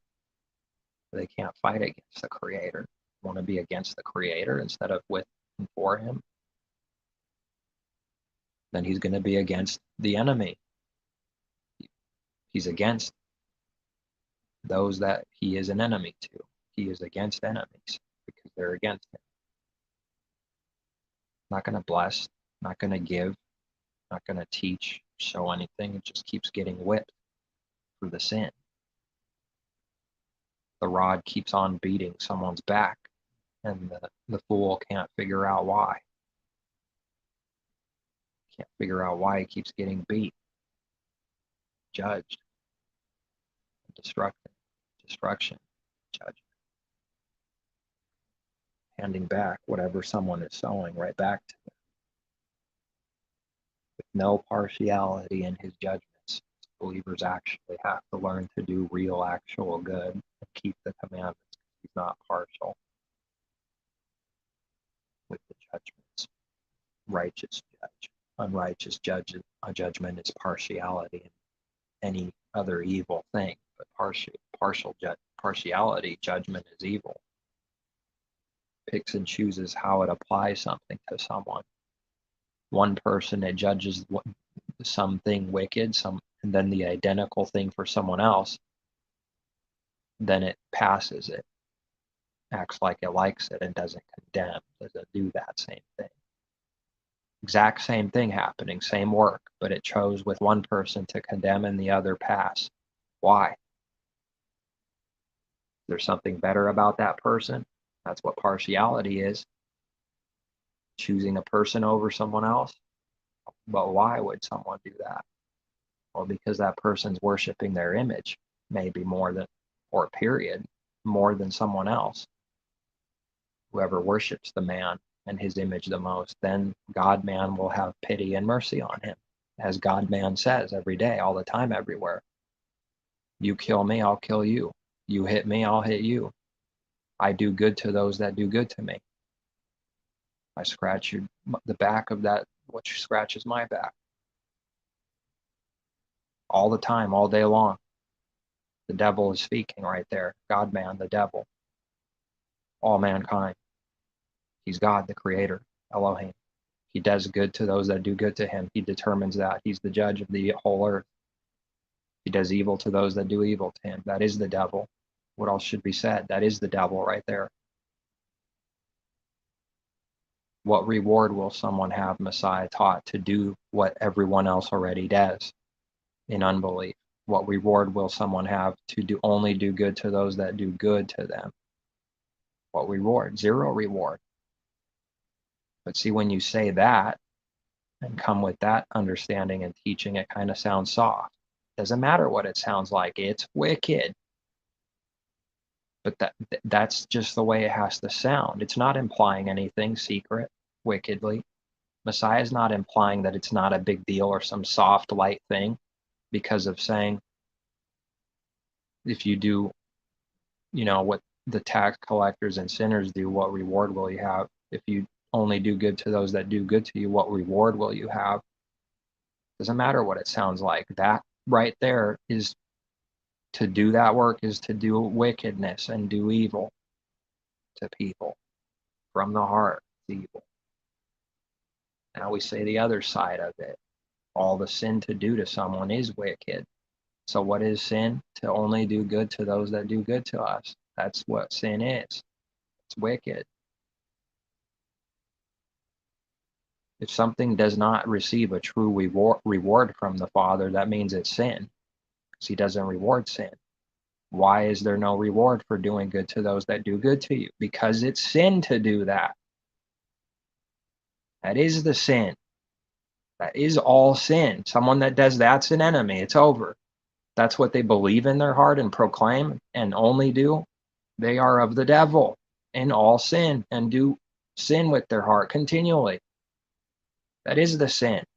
But see how something could get twisted so easily if someone plays deceitfully with his word and uses a sorcery off of one little cherry picking some words out of a verse or some scripture and cherry picks out what reward will you have for doing good to those that don't, only doing good to those that do good to you, and then try to make a false teaching out of it, handling his word deceitfully, then try to make a false teaching out of just those words, and then get the crowd to have this feel good, sound good thing and say, okay, maybe this isn't ideal, but this isn't that bad. It's just you'll be just, I don't know, lacking a little reward. It's not that bad. No, it's wicked, and someone will have zero reward, zero blessing. Does that sound like a believer that never has any blessing from above? None concerning the things he gives from above? the true blessings. How is that a believer? Does that sound and look like a believer at all? Concerning these works of the heart. That's no believer that only does that. Therefore, when someone does good, so-called good, whatever someone thinks good is, when someone does good to those that do good to them, in real life, if someone can picture examples of this, they just sinned. You're watching sin right there. I'm watching sin. I'm watching murder. I'm watching hatred. I'm watching lying. I'm watching deceiving. I'm watching robbing someone, robbing temples. You are the temple, we read. Stealing from them, robbing the truth, robbing them blind, destroying them, wanting them destroyed. All of this is being proven just for that one thing right there. Watching all of that happen in a few seconds when someone does good to those that do good to them. Watching evil while people are smiling. What a great deception, isn't it? Who would ever call that evil when it looks so good? The transaction looks like good works, and they're smiling, which looks good. The devil smiles a lot, 1,000,000 times more than a believer smiles. How about that? It doesn't sound right, does it? Oh, that's no smile, though. It's a delusion and deception. It's a masquerade to cover its death and destruction and misery.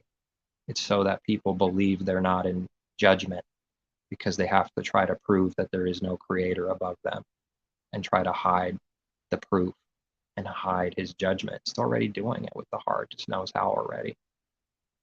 It's who and what mankind is apart from him. No belief. That's who Adam is. Mankind is. Adam's a hypocrite. Eve is a hypocrite. Continually. No repentance, no change.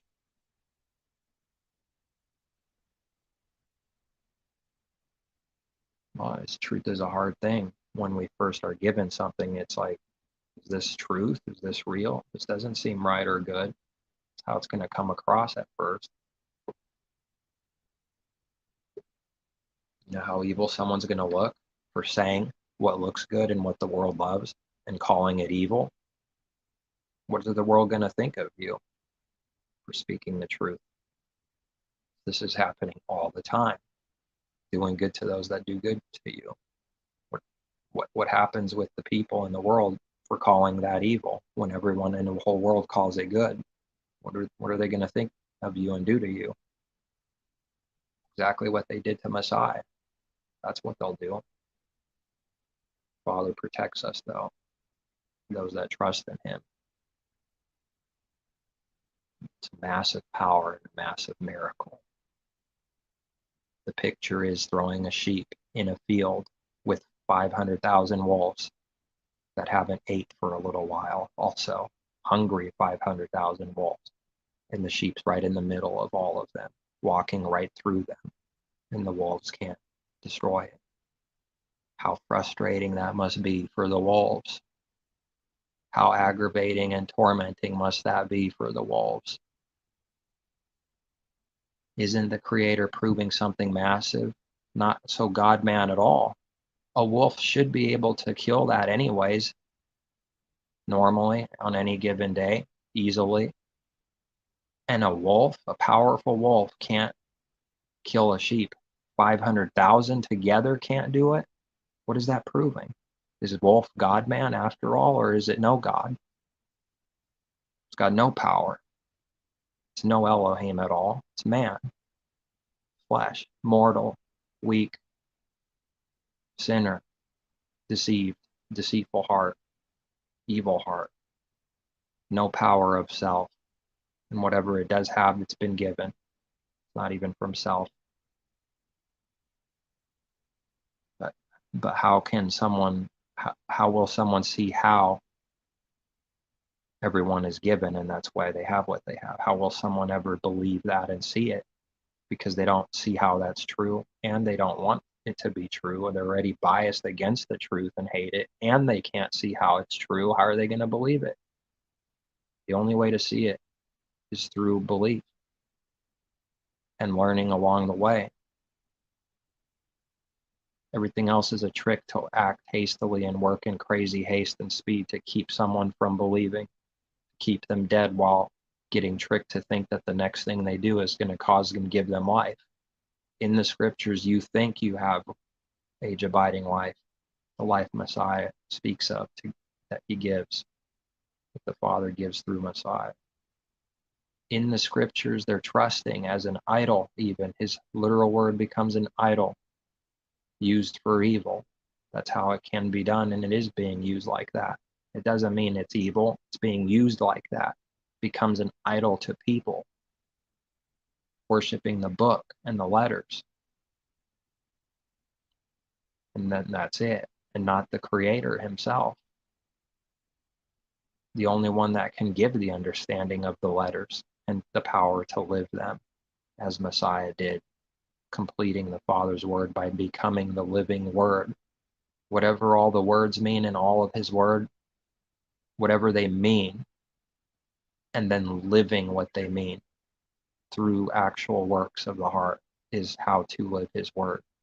Messiah is the firstborn of the dead, firstborn from the spiritual dead, the first to overcome the world, sin, the beast, the mark of the beast, first to truly overcome it, the first and the last, because he's the finisher, first and the last, and the finisher of our faith. The Father is also first and last. He's the first and last, period. He's the first and last, period, over everything. Messiah is the first and last of the beginning of the new creation. He's the first and the beginning, the first of the new creation, and the finisher. The Father made him to be this and made himself. The Father is called the first and last, and so is Messiah. And there's a difference between the two, first and last. Just like there's a difference with the Creator being called Elohim of Elohims and King of Kings. Elohim of Elohims, Yehovah, the Creator, called this in his word, and King of Kings. But Messiah is called King of Kings and Master of Masters. He's not called Elohim, not called Elohim of Elohims. Why not? Isn't Jesus Christ God? Isn't Messiah God? Why isn't he called that? There's a perfect opportunity, and yet we don't read it. How perfect is his word? His whole entire reputation is on the line. It's such a big book. It's like, oh, is the Father going to be wrong in one area in this big book? And we're like, sweat a little bit. Nope. Then he shows us the understanding, and yet again he's right and we were wrong and didn't see something, didn't understand it, thought it was a contradiction because we couldn't see it, couldn't see the meaning and understanding until it's given. But it's going to look like that and trap people and make it a stumbling block. All over his word are stumbling blocks because people aren't seeking him. His own word is a trap to separate those that believe from those that don't believe, to set apart his people. His own word works like that. Anywhere in his word, whatever it is for someone, it's a stumbling stone over here and there, and it trips them up and it separates them. It proves they don't seek him. That's what it's proving. It proves they don't love him, they don't care, they're not seeking him, they don't know him, they don't want him. His word is setting people away. It's dividing the carnal from the spiritual, the unbeliever from believer. His great word is doing that. It's doing that. Messiah taught that it's inevitable that there's going to be offenses, but woe to the one through who the offense comes. Woe to that one anyways, even though it's sovereign and no one can do anything about it. Woe to the one that it comes through anyways. Messiah taught so. Teaching the sovereignty of our Creator, and whatever else is also true at the same time. The Father is sovereign, and yet he's very real, and all these things are real that people can do for good or evil, to destroy someone or help someone. All of that's real, even though he's sovereign. Just The natural mind can't see it, though. That has to be given also to see how that's possible. But what we do matters, and are needing to be accountable for what we actually do with works from the heart. They matter. It's accountable. It's to take that accountability and grow up, to learn. That's the purpose, to do good and put away evil. That is the purpose, to divide the good from the evil, the light from the darkness, the clean from the unclean, spiritually speaking. Touch not the unclean thing, and the Father will receive someone. Do that. That's why we read it. It's for a believer to do. It's for our admonition. Learn what the unclean thing is. But we have to know what it is first, so that it can be done. So needing to know, wanting to know what it is so that it can be done. How can we do what we don't know what it means? How do you stay away from touch not the unclean thing and we don't know what it means at all? Zero. Then if someone tries to understand it themselves, whatever they come up with is going to be the lie. And they won't be keeping that word, but they'll look like it because they're keeping the letters and whatever they think it means carnally. And they're going to think they're keeping it. It trapped them. It's better not to even be in religion and claim to believe than to be that in the harlot. Better to be outside of religion, not claiming anything, than to be a false prophet in religion, false apostle, false believer, false Jew. Spiritual Jew, that is. Strong judgment. But we read that for a reason. That's a command, and it's a blessing. If someone follows it, they will receive. That has to actually be done, though. There's no tricking. It has to be done. Touch not the unclean thing. He'll receive you. You have to separate from the wicked. It's just the way it is. That's the truth. Hard truth. People attach themselves to you so that they can keep you in slavery and sin and destroy you. A believer has to do the hard thing constantly. If someone truly believes and repents, they're going to have to cut off everyone that they're one with. You bet that there's going to be a strong backlash and a war right away, spiritual war. Bet they're going to attack you with vengeance and fury.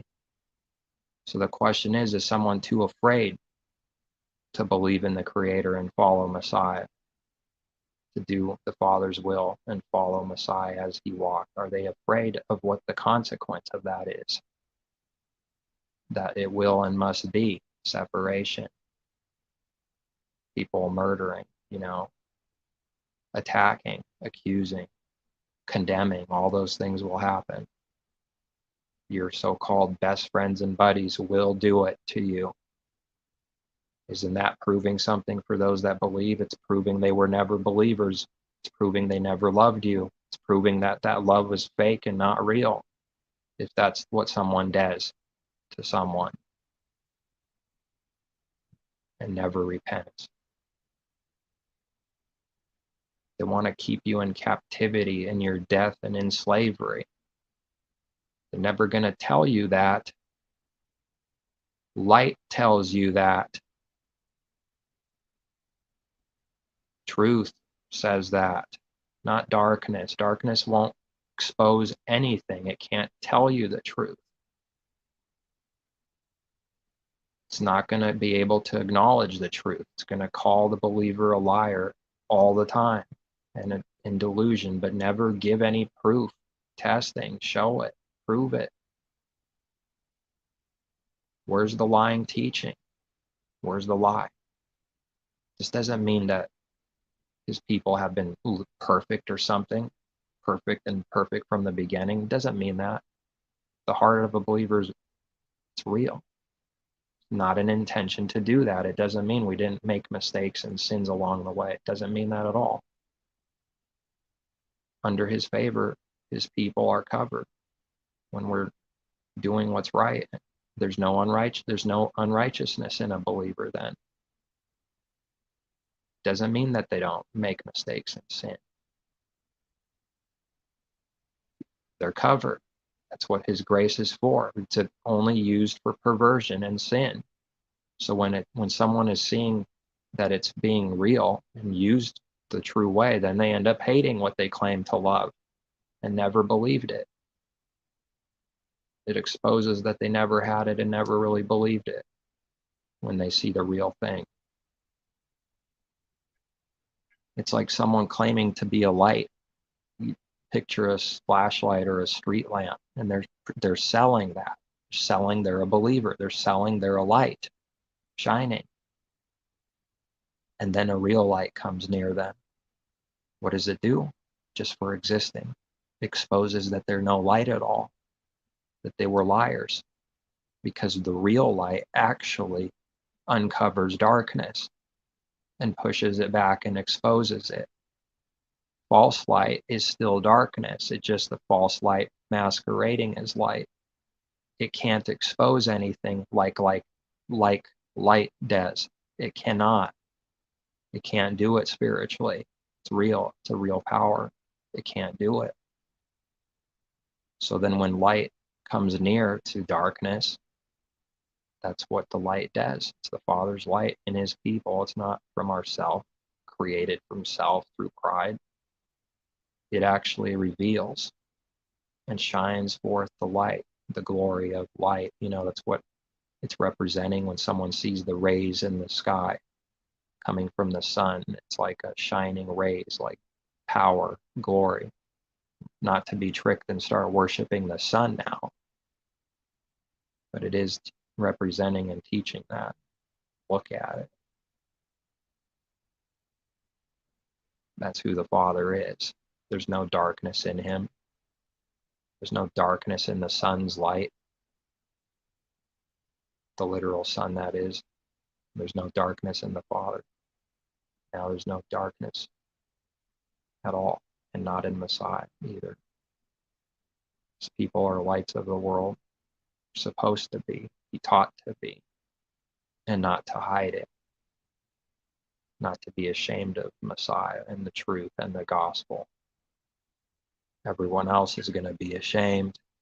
They don't know what it means yet. Their works are proving they're ashamed of him. They're afraid to do any kind of good. They're ashamed of it. Believers especially starts knowing what that is because we go through it.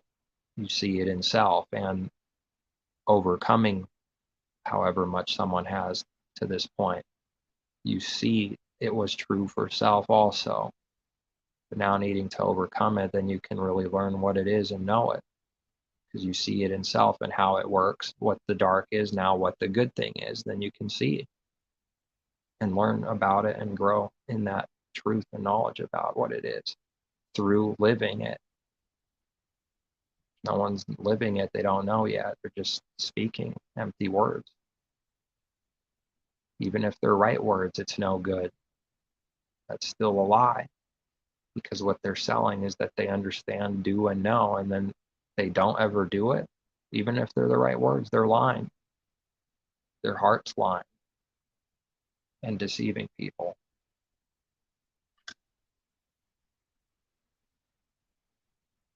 Somebody should run from these places, from the church world, from most of these Hebrew Israelite camps, places, peoples, that the divisions are also there also. Run from it and don't look back. Messiah taught what scripture is about Lot. He says, remember Lot's wife, how she turned, looked back, became frozen, a pillar of salt, preserving. Whoever wants to save their life shall lose it. Messiah taught that because it's in his word. It's what it means. He gives us the meaning. Messiah is teaching the true meaning, of which can't be seen until it's given to someone. Lot's wife lost her life for wanting, her heart wanted to, the teaching is to turn back, to love the world and the things in it. Whoever loves their life will lose it. Salt is a preservative, so she wanted to preserve, save her soul, love it. It's a contradiction. You got to keep moving forward and can't look back. You'll die anyways. You'll be destroyed anyways. It's a delusion. It's a trick. You say, prevent belief, stay away from the Creator so I stay alive. Stay away from the hard thing, the narrow way, the truth, the hard thing to do always, which requires power from above. And if I stay away, then I'll be safe. It's a delusion. You die. It's a trap. He made evil foolishness. To run from the Creator's to be dead anyways and destroyed. Might as well die in Messiah and have the true life, since everyone has to die anyways, to that old man, Adam and Eve. Might as well be living while dying and not just dying.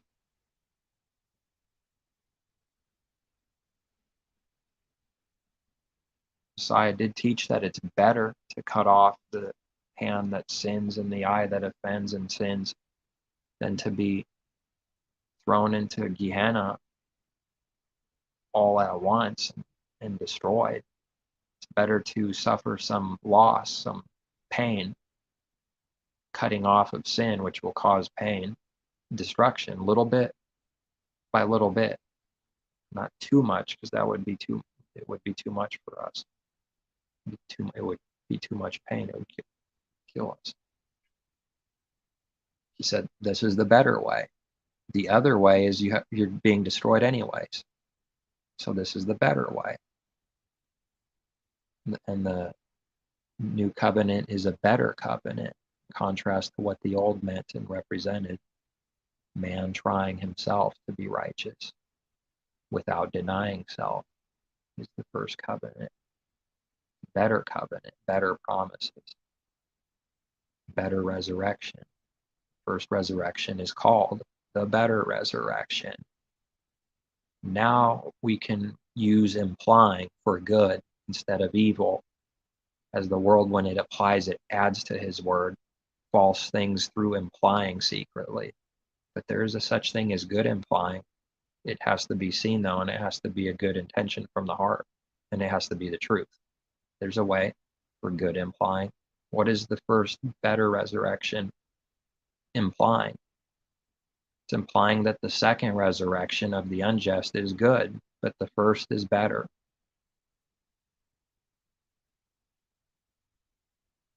And everyone turned blue in the church world just now.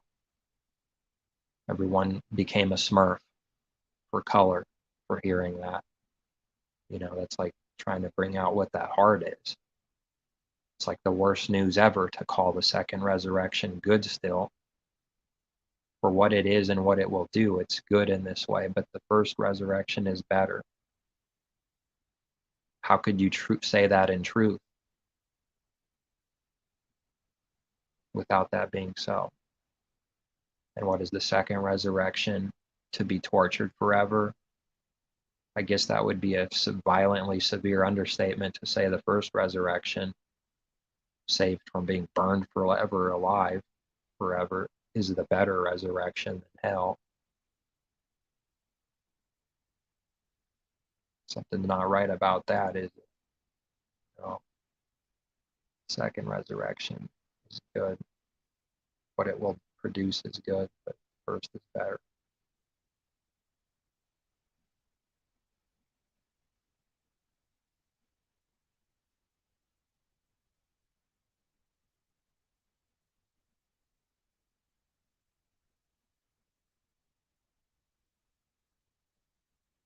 How many times do we read to learn his law, keep his law, over and over again, to keep the Creator's law, to learn it, to meditate on it, in the teachings of not hearing our prayers for those that do away with it. Those that turn away from the law, even their prayer is an abomination. Why is the prayer an abomination? Because those that turn away from the law with their heart like this just do it away. Lawlessness. Not understanding the law, not understanding his grace and all these other things. It's those that do this work. It requires a wicked, corrupt heart to do that work. So whatever they're selling isn't true and not even possible. So their prayer is not real. It's an abomination. It can't be good or real if it's doing sin, doing away with the law. Nothing to learn, nothing to keep, nothing to grow in. Messiah just said, keep the commandments for no reason. The law, the commandments literally wiped away and disappear, but now keep the commandments. How do you keep what disappeared completely and literally? How do you keep that? It's like saying shut the door of your car and the car doesn't exist. Hold up, don't go yet. Close my gas cap from filling up gas at the station. Close the gas cap. And someone says, what do you mean? There's no car there. Pretty foolish. Keep the commandments. What do you mean? There's no commandments. Is that what they're implying the Father is? Stupid and wicked and foolish, and Messiah the same? No, he's not. It's man that's wicked and foolish and needs to look in a mirror. It's man that's doing that wicked, foolish work, not the Creator, not Messiah.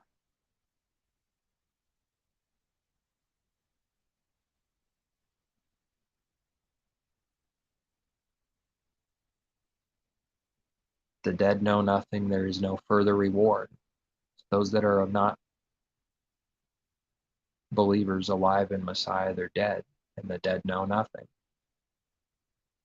They have no understanding from above, no heavenly understanding of his word, any of it, because the dead know nothing.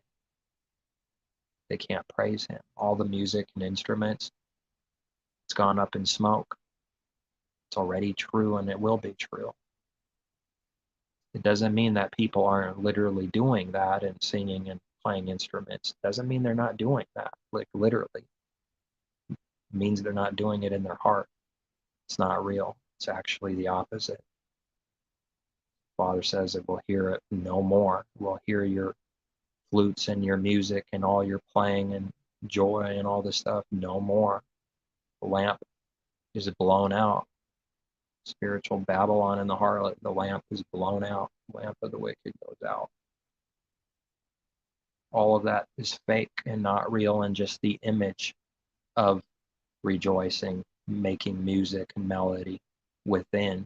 All of that is the image, the fake, the act, the counterfeit, the outward thing. Image only. The act, the look-alike of the true. There is no true in the harlot. Revelation is already true right now. Because someone's not knowing what it means in this world has nothing to do with it not being true right now. They just can't see how at all. This is what they have in common. They never ask from their heart what it means. Pretty scary. And somewhere in deep inside, even an enemy knows that that's true because his truth is power. It fails for no one. We see enough discernment to see someone's not a believer or a fake believer in the church world. They never asked to know what that scripture or anything meant to the Creator with their heart out of asking because of not knowing.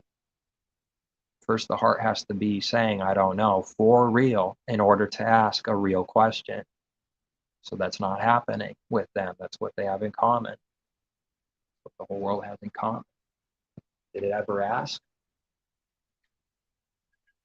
And someone freezes as they realize for a second, somewhere deep down inside that struck as true, that they never asked. But then they fill up with rage. Then they don't listen. They turn away and stiffen their neck after hearing the truth. The heart gets hardened and they turn away from it. And it gets worse. They just got harder. It's buried even further, the truth. How could this be? Come, he says, I'll show you the judgment, John. So he went in spirit to see the judgment.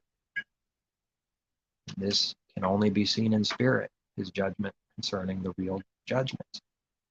Spiritual, real judgments, seen in spirit. Father could wipe it away in a second, give, take away.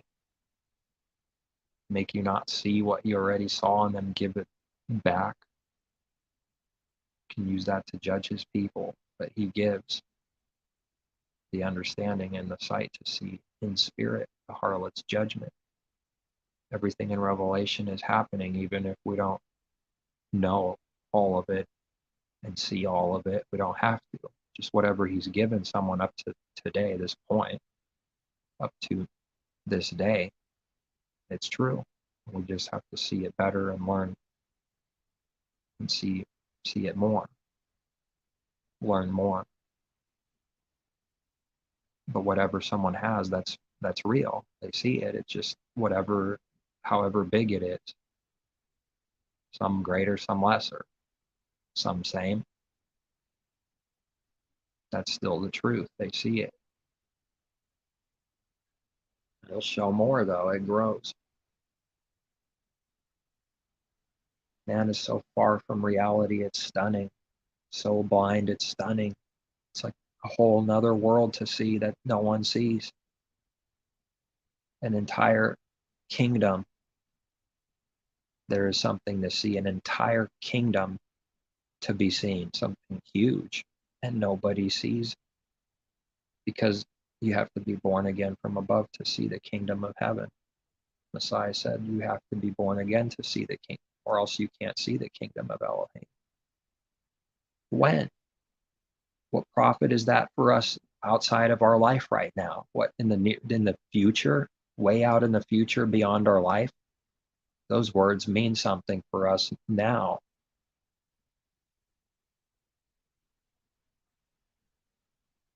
Now is the important thing. What on earth is doing the Creator's will outside of our life? What does that even mean? So foolish the world has done and believes. When did the Israelites need to do good? To learn to keep the commandments. In their life or not in their life? Right now, in their life, that's when we need to learn his judgments and start seeing them and asking for these things, and to do good, to have mercy, forgiveness, patience, long-suffering, all the fruits of the Spirit, to actually be working and doing and asking for these things. Repent for any kind of sin, be corrected,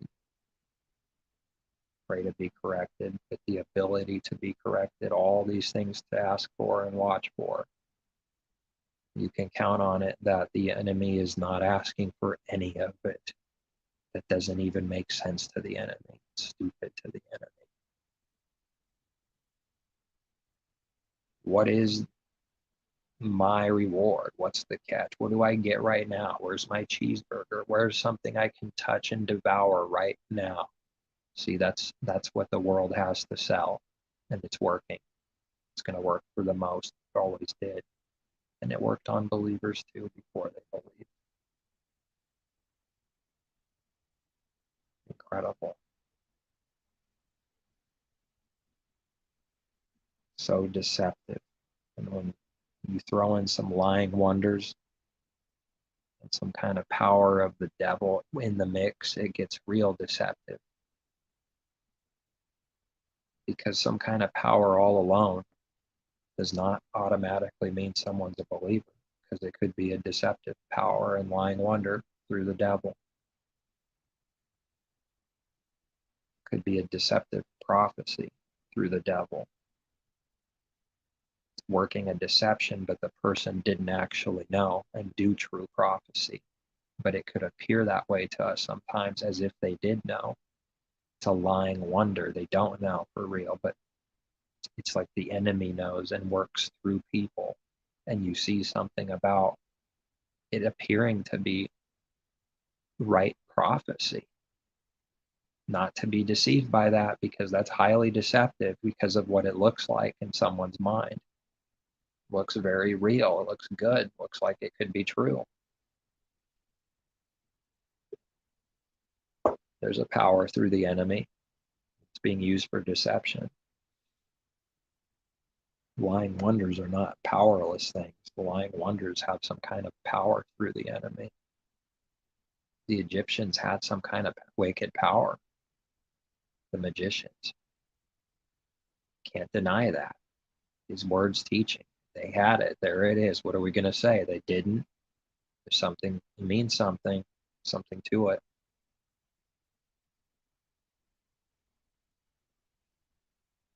That's going to be disappointing to learn at first, to start seeing that. But then, the more we grow in things, then that goes away and we're not disappointed and like hating it, you start loving the truth instead of being just, offended and hating it or whatever, confused, mixed. That's what it's going to appear to be. That's what it's like. That's what it is. Definitely going to be that at times with believers because it's frustrating, because it looks so real and sellable and everyone's buying it.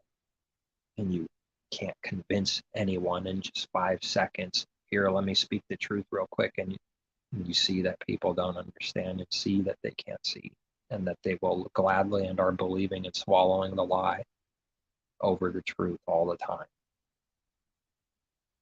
because they can't see, because they only see what they see carnally with their literal eyes, and what they want to see. That's all they see, is what they want to see also. Partiality will make someone go blind.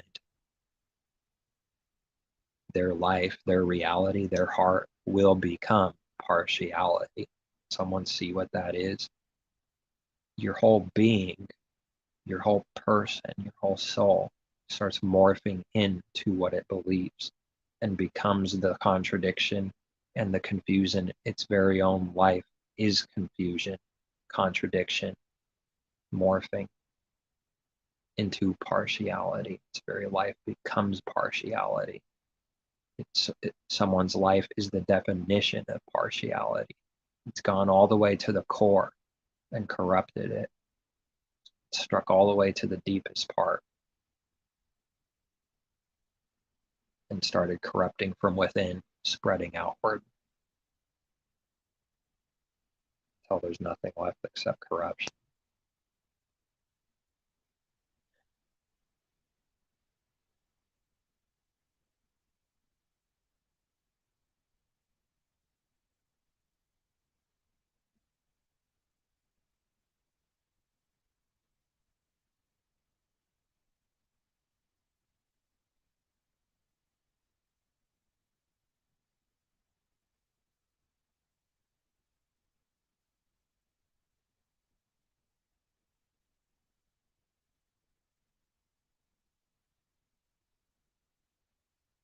Yeah, that might be it.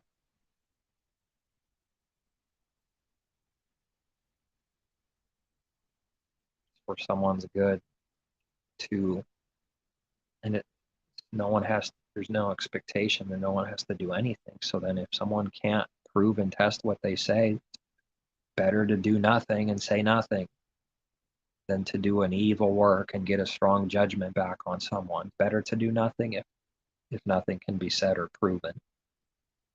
When that's done without any proof, without any testing, that's an evil work. It's murder. It's wanting to destroy someone from the heart. It's intention. That's what that work proves, if that's done.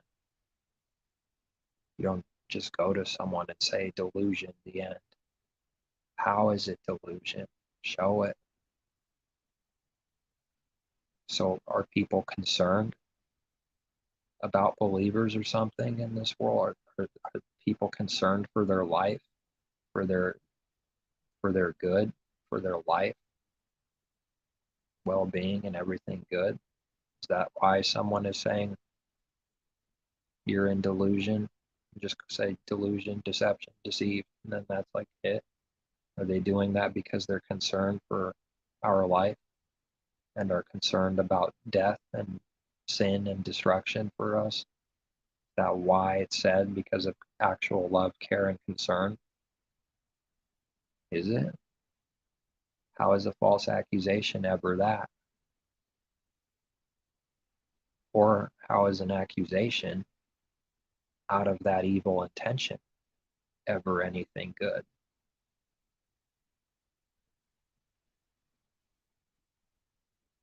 If someone cares, then share and give what the sin is, what the commandment is, what is being broken, and how it's being broken with some scripture, some explanation and understanding, so that the one they say is delusion or whatever, so that person knows and repents from what they're supposedly doing according to the accusation.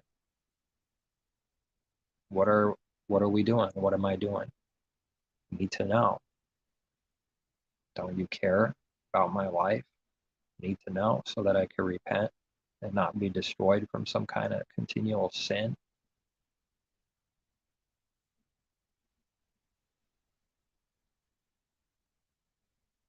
What good does that do anyways, to just say delusion, but say nothing about what? About what? With proof.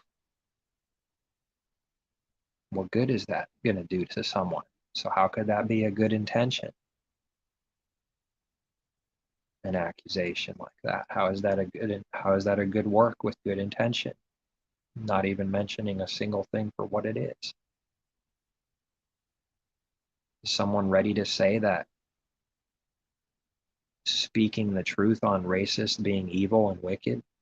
Is that what it is? Are we wicked for saying racist is evil? Have the scriptures, can be proven and shown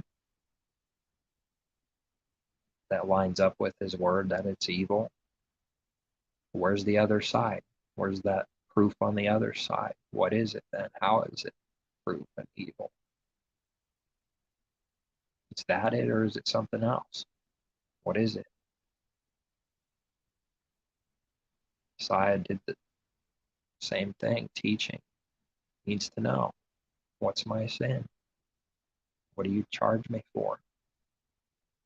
Messiah asked them, for what do you stone me for? What sin?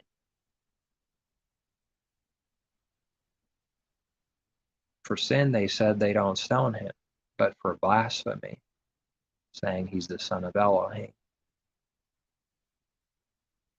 Incredible. Not even they said in that moment, not even for any sin, but for blasphemy, which is sin. But they're singling out blasphemy, though, because they claimed Messiah was claiming to be Elohim, the creator, God, Elohim, which he didn't do at all. That is the rebellion and abomination of desolation, the God-man. Messiah never did that, never said he's the creator, never believed that, never taught it. He's not. But they accused him of claiming to be God. But that's who the Pharisees were. They were gods in their own heart, dumping its pride and what it is onto someone else. It's a heavy yoke and heavy burden. It needs to constantly throw its sins onto someone else, and through it they reveal what they do, what they are, what they believe. If there's light, then it can be seen, because it can't be seen in darkness.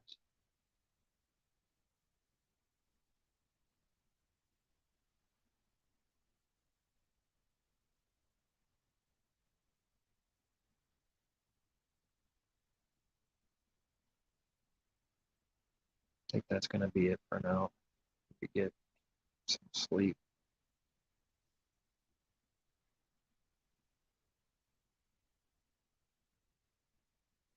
Needing to focus on the kingdom and seeking his righteousness, and not the love of the world, not the cares of the world, not getting sucked into it. At times along the way it's happened.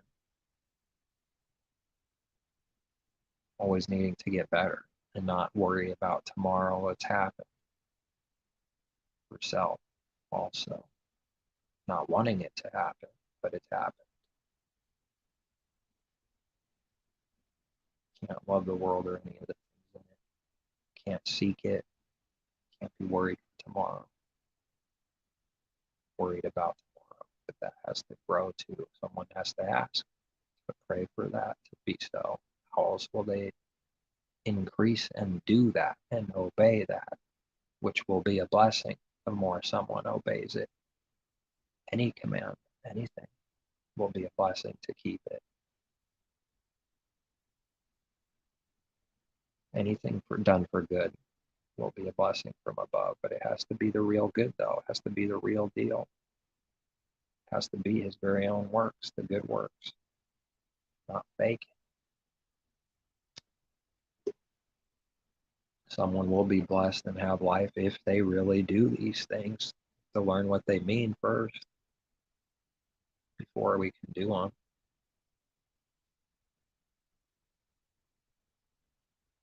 I'm going to end it here. I think that's it. Please take care. Seek truth from above.